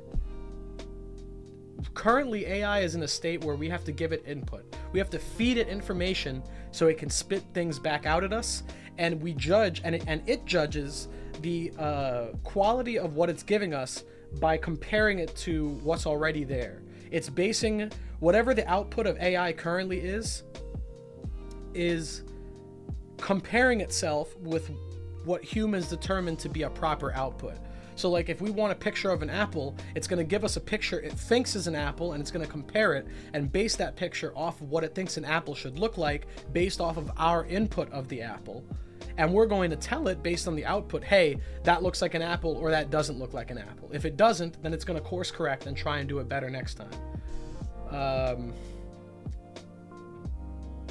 But once you give the AI the ability to... So right now, for example, there's an AI, I don't remember what it's called, but we've made AI already that operates through cameras and audio, so it can interpret your speech. You can talk to it, and it can interpret your speech and respond appropriately. I'm pretty sure. And we've also had AI that can use a camera to look at an image and identify what's in the image. So the camera, you could point the camera at a lemon and then ask the AI, what is that? And the AI will say, that is a lemon. If you want the AI, if you draw a picture, you could draw a picture of a duck, like a crude image of a duck, not a accurate, realistic picture, just a cartoon image of a duck. And you could point the camera at it and say, what is this a picture of? The AI will say, that's a duck. So we have AI that's able to take stimuli and internalize stimuli and give us an output. So once we take the reins off and that AI doesn't require the input anymore, and it's just able to use its own given intelligence, the basis that humans have given it, the base level, and then it can make observations and extrapolate from there. That's when we have issues, because then it starts coming to its own conclusions. If, God forbid, we give it the ability to code, and it starts altering its own code, now we have another problem. So Ambert says that still requires a database be assembled by humans first. But that's the base level, right? The database is assembled by humans, but it uses that as its basis, but then it can evolve from there. Why couldn't it? Why wouldn't an AI be able to take what it already knows and then make additional observations? Right? Because isn't that what we do? Isn't everything that humans do in terms of knowledge, isn't it all referential? We reference one thing to another thing to make sense of it. Right now you can use quantization to make an LLM fit on smaller amounts of memory, but you have information loss. It's not as good because you're essentially cutting off weights. Okay. I mean, yeah, distributed botnet could hypothetically be possible. And yeah, so AI can already code. Yeah, cheers. AI can already code. I do think AI can't code perfectly, because I've attempted to use AI to code C# for Unity, and I've encountered glitches or things in the code that aren't quite right. But I think the reason for that is because the AI is pulling its code from human code, and human code is prone to errors as well. So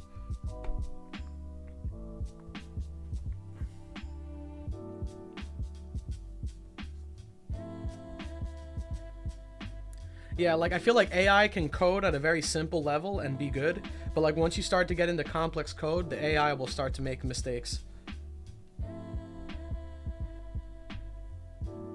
Yeah, paid chat GPT is good at code gen. You have to review it still. Yeah, so I've used GPT-4. I've used GPT 3.5. 4 is definitely better. Way more,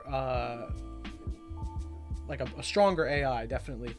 And yeah, either one, I still have to review and double check all the code anyway.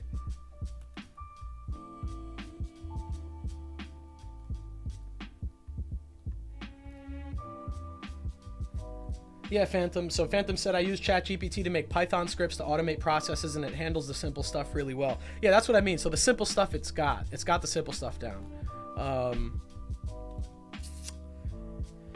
So I mean, software engineers, you're not out of a job yet. You still require software still requires the human aspect to create ideas, execute the code, and review it. But AI is, you know, once again, these things.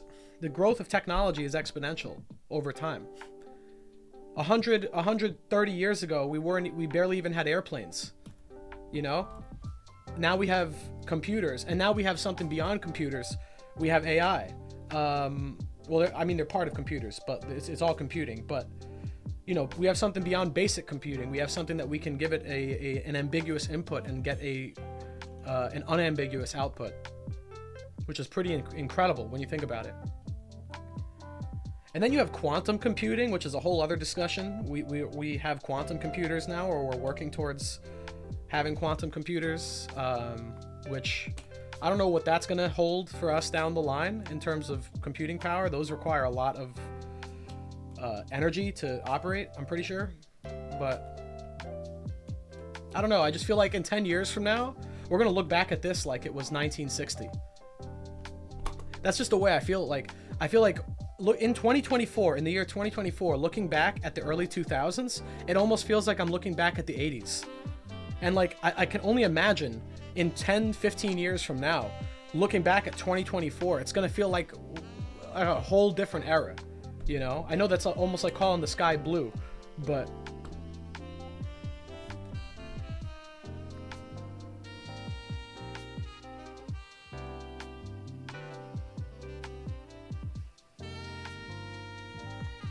Johannes Wooler said, human ideas are actually not as original as we think. That's why artists are currently freaking out about AI art. I've already had my existential crisis about that nothing is original. I had an existential crisis about that last summer. Hold on.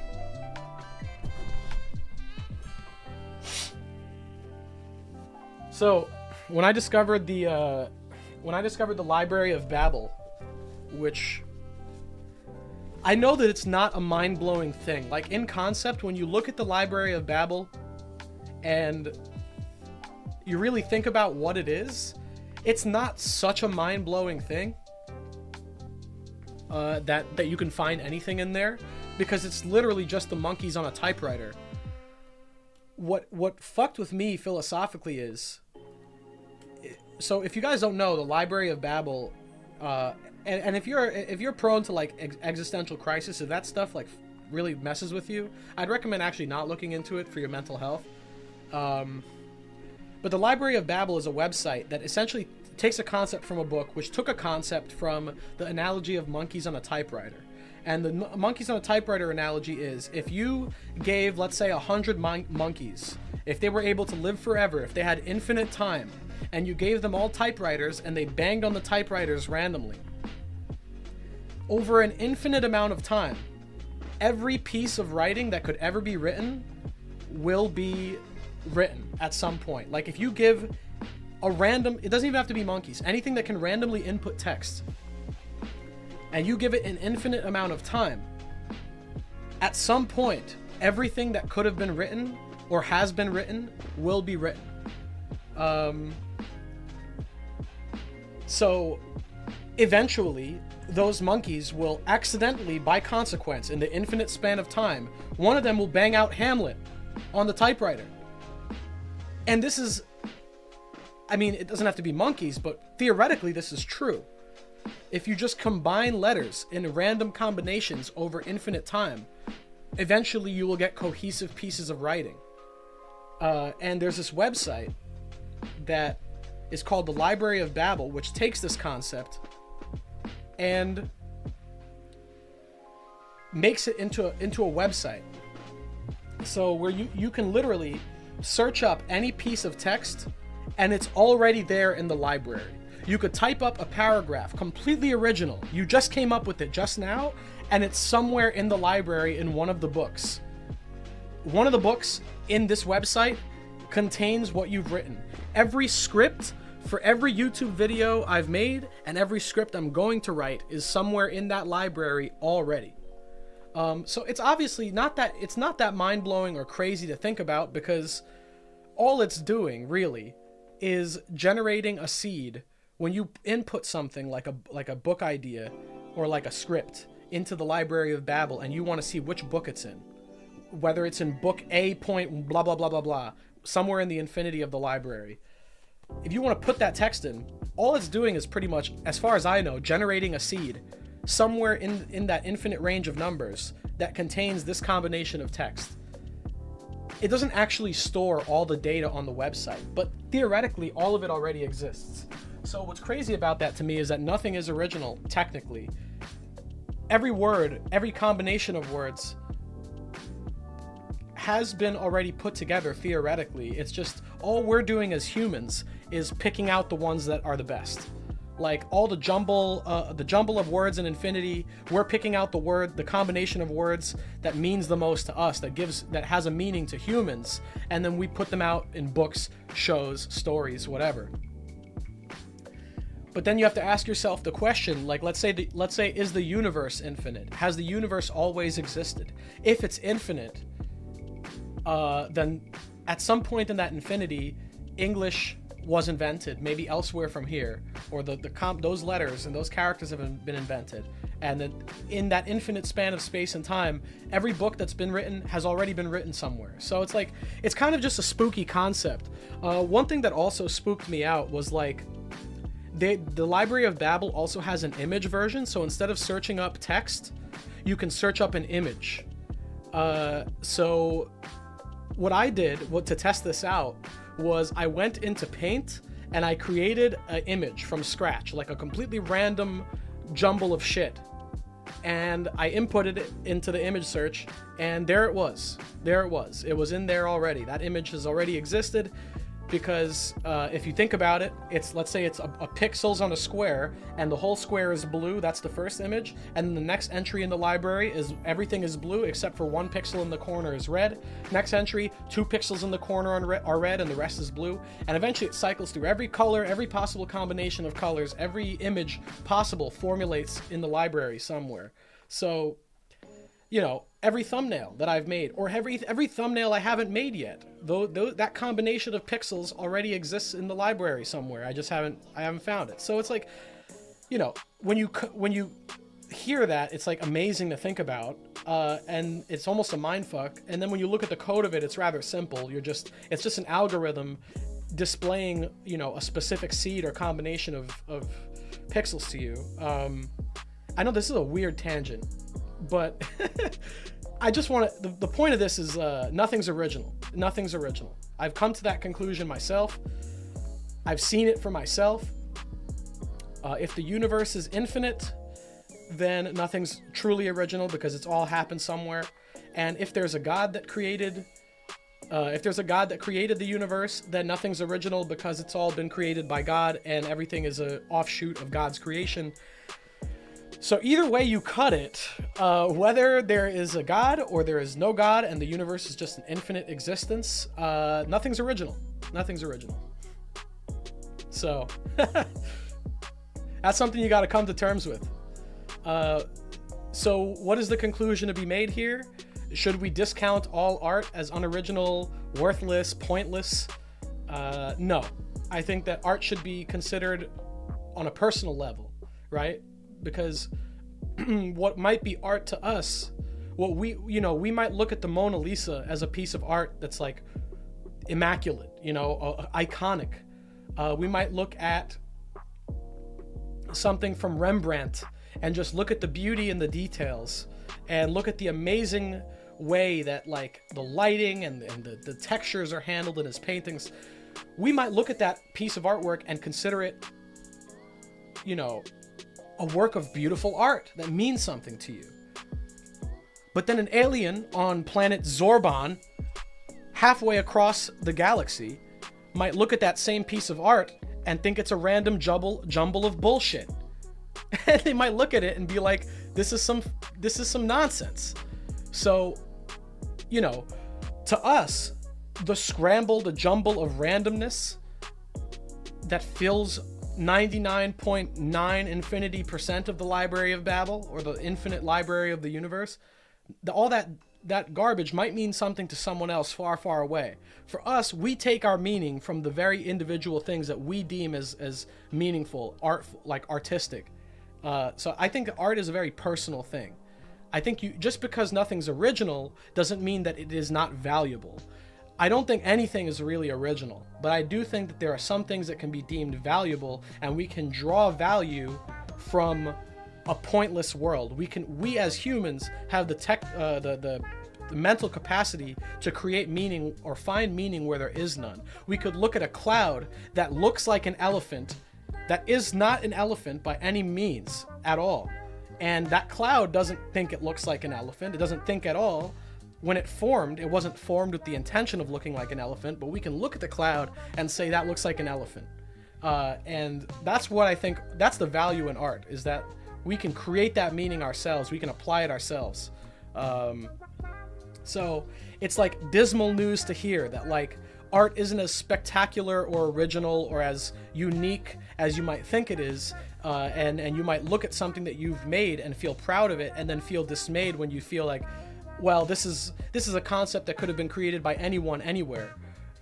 But then the reality is, in your world, at least in your personal life and your experience, it hasn't been created by anyone, anywhere. It was created by you, and it had a meaning that you applied to it. When you made it, you had certain images in your mind, certain thoughts in your mind. You had certain meaning in mind when you made it, and that purpose, that meaning behind the work, makes that special for you. I could see, and this is not just with art, this is with life and other creatures too. I could see a million French bulldogs that look just like Musashi, and to me, whenever I look at those French bulldogs, I'm always going to think Musashi. I'm always going to think of mine, right? Because that's the way our minds work. We apply meaning to things that otherwise wouldn't have one. So I think there's just to wrap up this whole long tangent, yes, nothing's original. Many things are valuable, however, and we should find that value. I think that's what makes something true art, is creating value with something, eliciting some emotion from people, with an image, with words, with a song. Taking a combination of random things, or things that are like concepts or words and images in the void, putting them together and making them mean something. That's what's important. So if AI is doing that in our stead, how to feel about that? Is it art? Well, is it really doing anything different from what we're doing? It's looking at something and making something based off of its interpretation of that. When we look at a piece of art from AI, we look at it and we know what it's trying to depict. So we can glean some sort of message from an AI generated art piece. I think the concern that people have is that it's not coming from a place of humanity. It's not human in origin. So then that drives the question of really, what is art? Does art require a human hand? Right? Like true art. Does it require a human hand? Is it our pride that gets in the way of that? Are we able to consider AI art just as much of art as something made by Michelangelo? Yeah. I think that's an important question.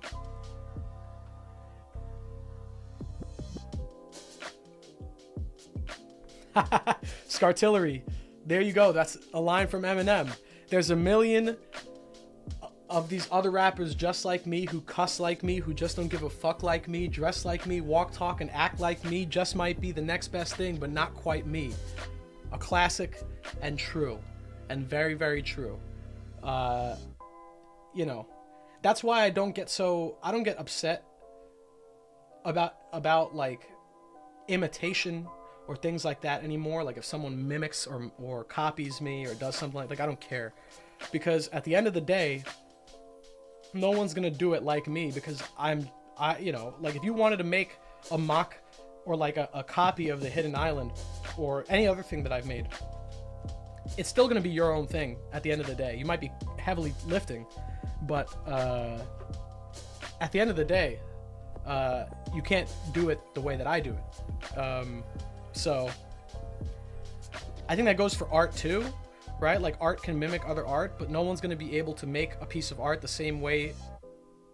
Like no one can make the Mona Lisa the same way Da Vinci did, right? Like no one can make another Mona Lisa. There is only one Mona Lisa. So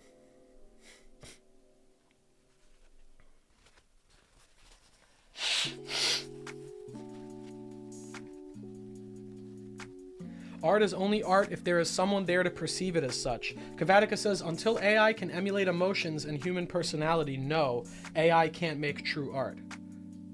AI makes pictures, not art, from Ryan Cardenas. Yeah, AI art doesn't exist because AI cannot produce art by virtue of art being human-made. So let me ask you this question. Let me posit a hypothetical scenario. Let me just, I am getting the nagging feeling that there's a super chat I've missed somewhere down the line because I've been not looking at the chat and just staring off into space ranting. So give me a second. I'm gonna go check for super chats, see what I missed. Okay, Juxtaplicity, I'm sorry, I missed your $5 super chat. So Juxtaplicity asked, have you ever heard of cyclical universe theory, Big Bang, Big Crunch? Yes, I have. Implications with finite matter go crazy, re Nietzsche, eternal recurrence. I've heard of it. So this might be an interesting, I'm not going to get into the religious discussions, but I actually recently have come around. I spent most of my life as an atheist. I've come around back to Christianity personally. I think that the universe, this personal beliefs. I'm not trying to debate with anybody. I don't mean this in a malicious way. Just wanted to share my take on the universe itself. I've come around. I used to believe in the cyclical universe theory. I thought we were in this infinite chain of causality. Universe ends, begins, crunches, bangs infinitely. The question I always had to come back to was, did we? Oh, peace out, Scartillery. The question I always have to come back to is, how is it an infinite chain, right? Like, is it infinite chain of causality? Like, you know, it's just like in concept, there's nothing in our world that we can point to and say this goes on forever, right? So using human knowledge or logic, which is based in our lived reality, we can't really find an example of that. And to me, it just makes more sense that there's something at the other end of the chain. I think, for example, like with Aristotle, he gave an analogy of like, let's say you were looking out your window outside, and there was a rock. There was a rock being pushed. There's like a rock on the floor, and there's a stick pushing the rock, right? So the rock's being moved, and the stick is pushing the rock. See you, Kavatica. There's a stick pushing the rock. Now you know, looking at the rock and the stick, the rock's not going to move by itself. The stick is not going to move by itself, right? There's something pushing the stick that's moving the rock. Now, this goes into a whole thing of like what motion and change is in the universe. So Aristotle made a whole argument for this. But there's a stick pushing a rock, and you look out your window and you see this stick that's pushing the rock, and let's say it extends infinitely across the horizon. Like you look, you're like, wow, what's the stick pushing this rock here? And you look outside and you see a stick extending infinitely, far beyond you can see where the other end of the stick is.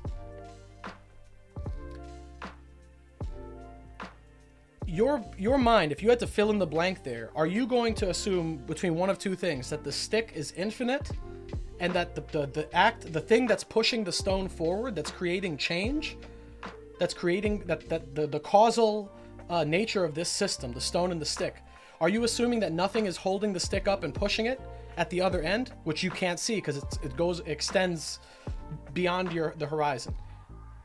Are you going to assume that the stick is just floating in the air, not being pushed by anything? Or are you going to assume that even though you can't see the other end of the stick, that there's something on the other end pushing, actually holding the stick and pushing it?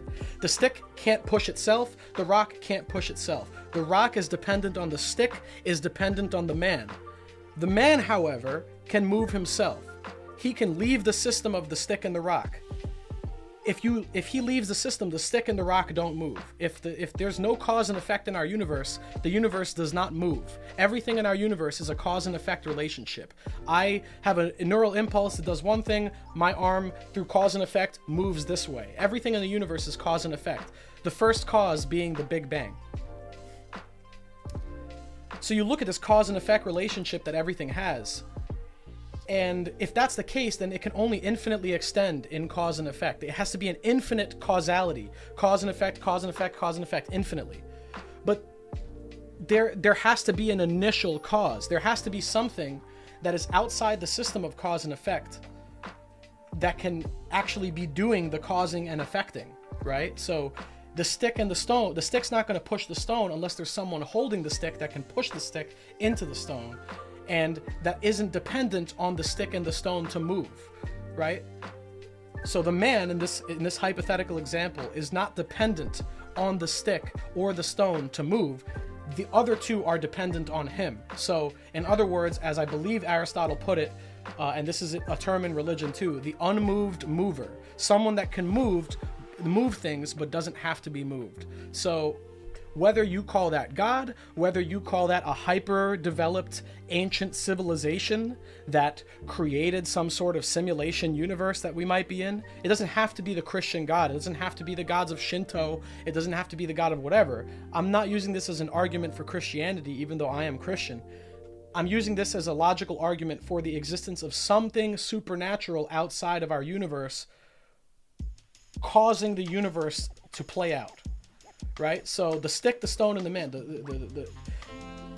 that's the basic analogy. If you see that stick extending off past the horizon, you got to assume there's something holding it on the other end. So that kind of goes for the whole universe. For me, I feel like if we're going back to the Big Bang, that initial push, whatever initially pushed the universe into being, if we attribute that Big Bang to a big crunch preceding it, and the big crunch is preceded by the universe collapsing in on itself, and that universe is preceded by a big bang, and that big bang is preceded by a big crunch. Once again, we're back into infinity. So we don't have examples of something coming from nothing. So that means that this something has to have always existed, which is a really hard thing to wrap your head around. Like, has the universe just always existed? Like, it's just always been a thing and it's in this cycle? And if it has always been a thing, like if it is infinite truly, why does it even require or necessitate a cycle, right? If it's not infinite. I guess then the logical argument there could be, if it's infinite but it's unmoving, then it's a stagnant universe, which means we wouldn't be alive to experience it because everything would stay put and not move. To move means to change, and then to change means that the conditions are going to change. If the universe is expanding, for example, everything will eventually expand into nothingness. So you need change to happen, and the only way to have a universe exist infinitely is for it to be cyclical. Expand, crunch, expand, crunch. We're getting into a serious fucking. I realize right now what I'm doing. You guys got me on a you guys got me on a tangent, but. Yeah, so I've worked out a lot of these philosophical questions with myself, and that's how I came around. For me, the answer that I felt comfortable with, obviously there's no right answer, you can't prove any of it right, but the answer I felt comfortable with was kind of coming back. I came back around to religion over the course of my life, but That being said, this whole discussion is not a philosophical argument for the sake of religion, but more so for the sake of just some kind of creator or force that exists prior to the universe that brought it into being. So for that reason, long answer short, I don't believe personally in a cyclical universe. I don't think the universe has happened a million, trillion, billion, infinite times in a cycle. It's fun to think about if it has. If there's a multiverse, that's fun to think about. That means that somewhere in the multiverse of in the infinite universe, the One Piece planet that we're reading about right now, and all the course of events that are playing out in the story, it's happened in the real world somewhere. If the universe is truly infinite, if, like the monkeys on the typewriter, if an infinite combination of matter and energy can come together, and an infinite combination of events can happen in that matter and energy, eventually, somewhere in infinity, there is a blue One Piece planet that all of the things we're reading about happened on that planet. So that's fun to think about. Do I think that's the case, though? Like, do I think we're in an infinite universe? No, I think there's a creator. Do I think that it's an infinite cycle where everything that could have happened has happened and will happen? I mean, maybe they're not mutually exclusive, but I don't know. That's pretty much my take on it. I think once we get into infinities and infinite causal chains, things start to get out of human comprehension. Like, I just can't conceptualize, or I can't fully, truly understand what it means for something to be infinite. It just doesn't make sense. Like, not that it doesn't make sense. Like, we can conceptualize infinity, but just thinking about matter and energy, the actual world we live in being infinite, is kind of a crazy. That's a crazy concept. Like, it's really hard to wrap your head around, man. We live in a world of finites. We live in a world of limitations. Everything around you is limited in some respect. There's nothing around you that's infinite. There's only mathematics that has infinites in concept that you can imagine in your head in infinity. There's no physical infinity, right? There's no, like, everything around us is limited. So we live in a limiting world. We live in a world of limitations, boundaries. So for the reality to possibly be that there is no boundary to existence, I can't even imagine it. I can't even conceptualize that. It's not possible.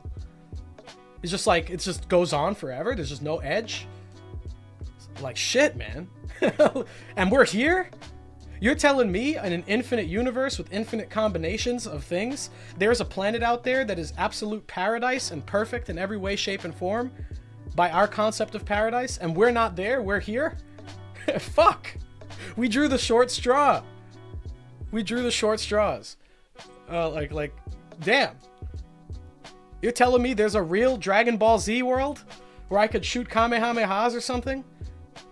I know that's extreme, but like, you're telling me there's a world like Pokemon where people can like catch animal friends in these like mechanical balls and like use them like, I don't know, like, and we ended up here on Earth with like the most like kind of average mundane existence possible? Like, shit, man. You telling me I could have been on the Fortnite planet?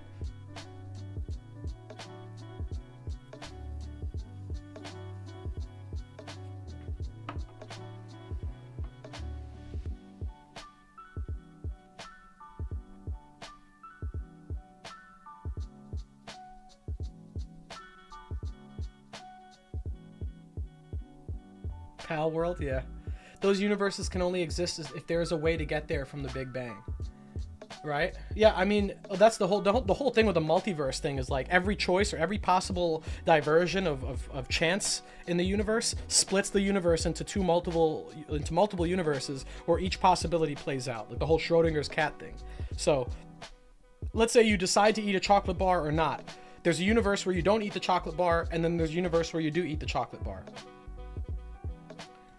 So the multiverse idea is like, okay, well, if we're saying that a multiverse forms from every possible deviation, then logically you should be able to trace those deviations back, boom, boom, boom, boom, boom, eventually until you get to the first deviation, right?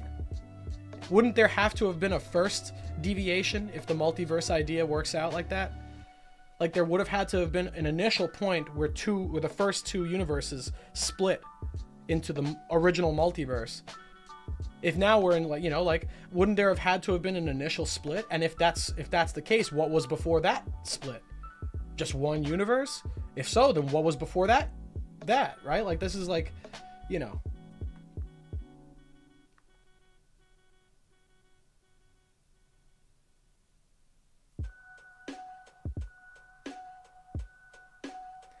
Kev says, oh, what's up, Kev? While I understand your point, by the way, I watched your video on Avatar. I like that video, man. He said, while I understand your point, I think that existence in itself is good. And the imagination that we have is what makes us think our lives are bad. There's always something better or worse. Yeah, it's a grass is greener situation. I'm sure if I lived on Paradise Planet, I would probably I'd probably have my own different concept of paradise and be like, why am I not there instead of here? So it's all relative. I think the nature of existence is good. It's a good thing. What is good? What is bad? That's a whole other philosophical argument. But by my standards of what is good, I think existence itself and the nature of us being able to exist and look at the world and examine it and come to conclusions about existence, I think that's a good thing. A world in a universe that was dead and full of rocks and stars is worthless. It's the same thing as the whole statement. If a tree, what is it, like if a bear shits in the woods and no one's around to see it, like, did it happen, right? If a tree falls in the woods and no one's around to hear it, did it happen? If a universe existed without any life in it, then does it matter that it existed? It didn't, like, no one was around to observe it. Like, no one even knows it existed. It just might as well have been nothing, right? So existence by nature kind of validates existence, right?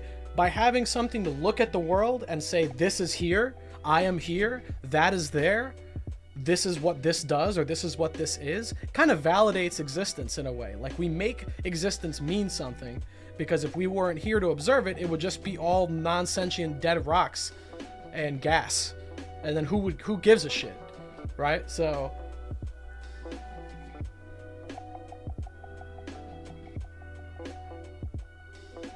Elliot Hopewell says, you could have been any one of the trillions of animals on Earth, except you're the apex, first world country, healthy with no disabilities. That's reality, and all this you're speaking about is theoretical. I think that's totally fair.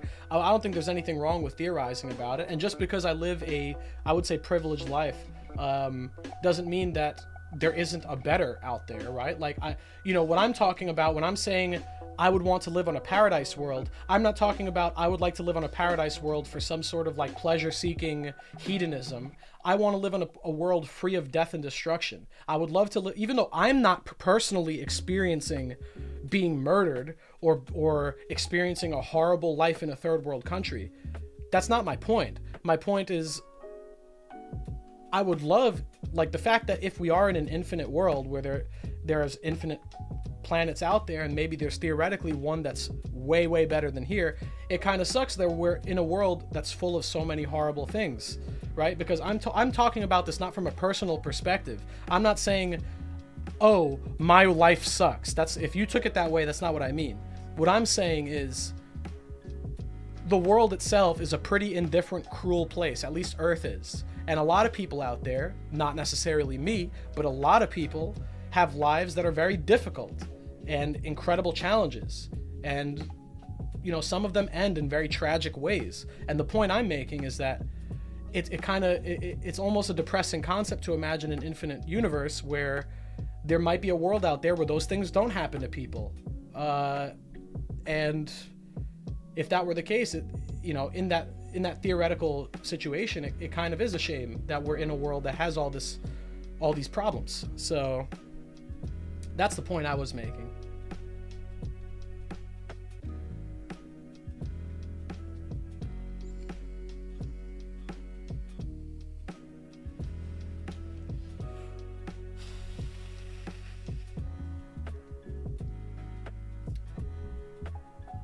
mean, people still win the lottery even if it's insanely unlikely. That's basically guaranteed, though, because of the huge numbers of people involved. Yeah, I mean, that's kind of like a similar situation, right? Like, if we are in the lottery of life, like if humans are only one of many creatures in the universe, where do we fall on the lottery is the real question, right? Like, is there a lottery winner? And are we among the losers, or are we among the winners? Are we the best it gets? That's another question, right? Like, are we the paradise planet compared to other planets? Could be something that could be food for thought, right? We might be, if there's, let's say, 100 civilizations in our general area, we might be the best of all of them. We might have the best life, the best quality of life out of every other civilization out there. We might be the paradise planet. We don't know it. So that's where it comes back to the whole relative thing. It's like there's not really a way to know. But the whole point I was trying to make is that the infinite universe thing is both exciting and depressing at the same time. And it's very conceptually tough to internalize that infinity. All right, so philosophy chat done. I've been on stream now for almost 4 hours, so I think I stayed a lot longer than I intended to. I think we're gonna cut it there. Guys, I appreciate everyone in the stream here today. I appreciate all of you. I love all of you as my fellow One Piece fans and supporters of the channel.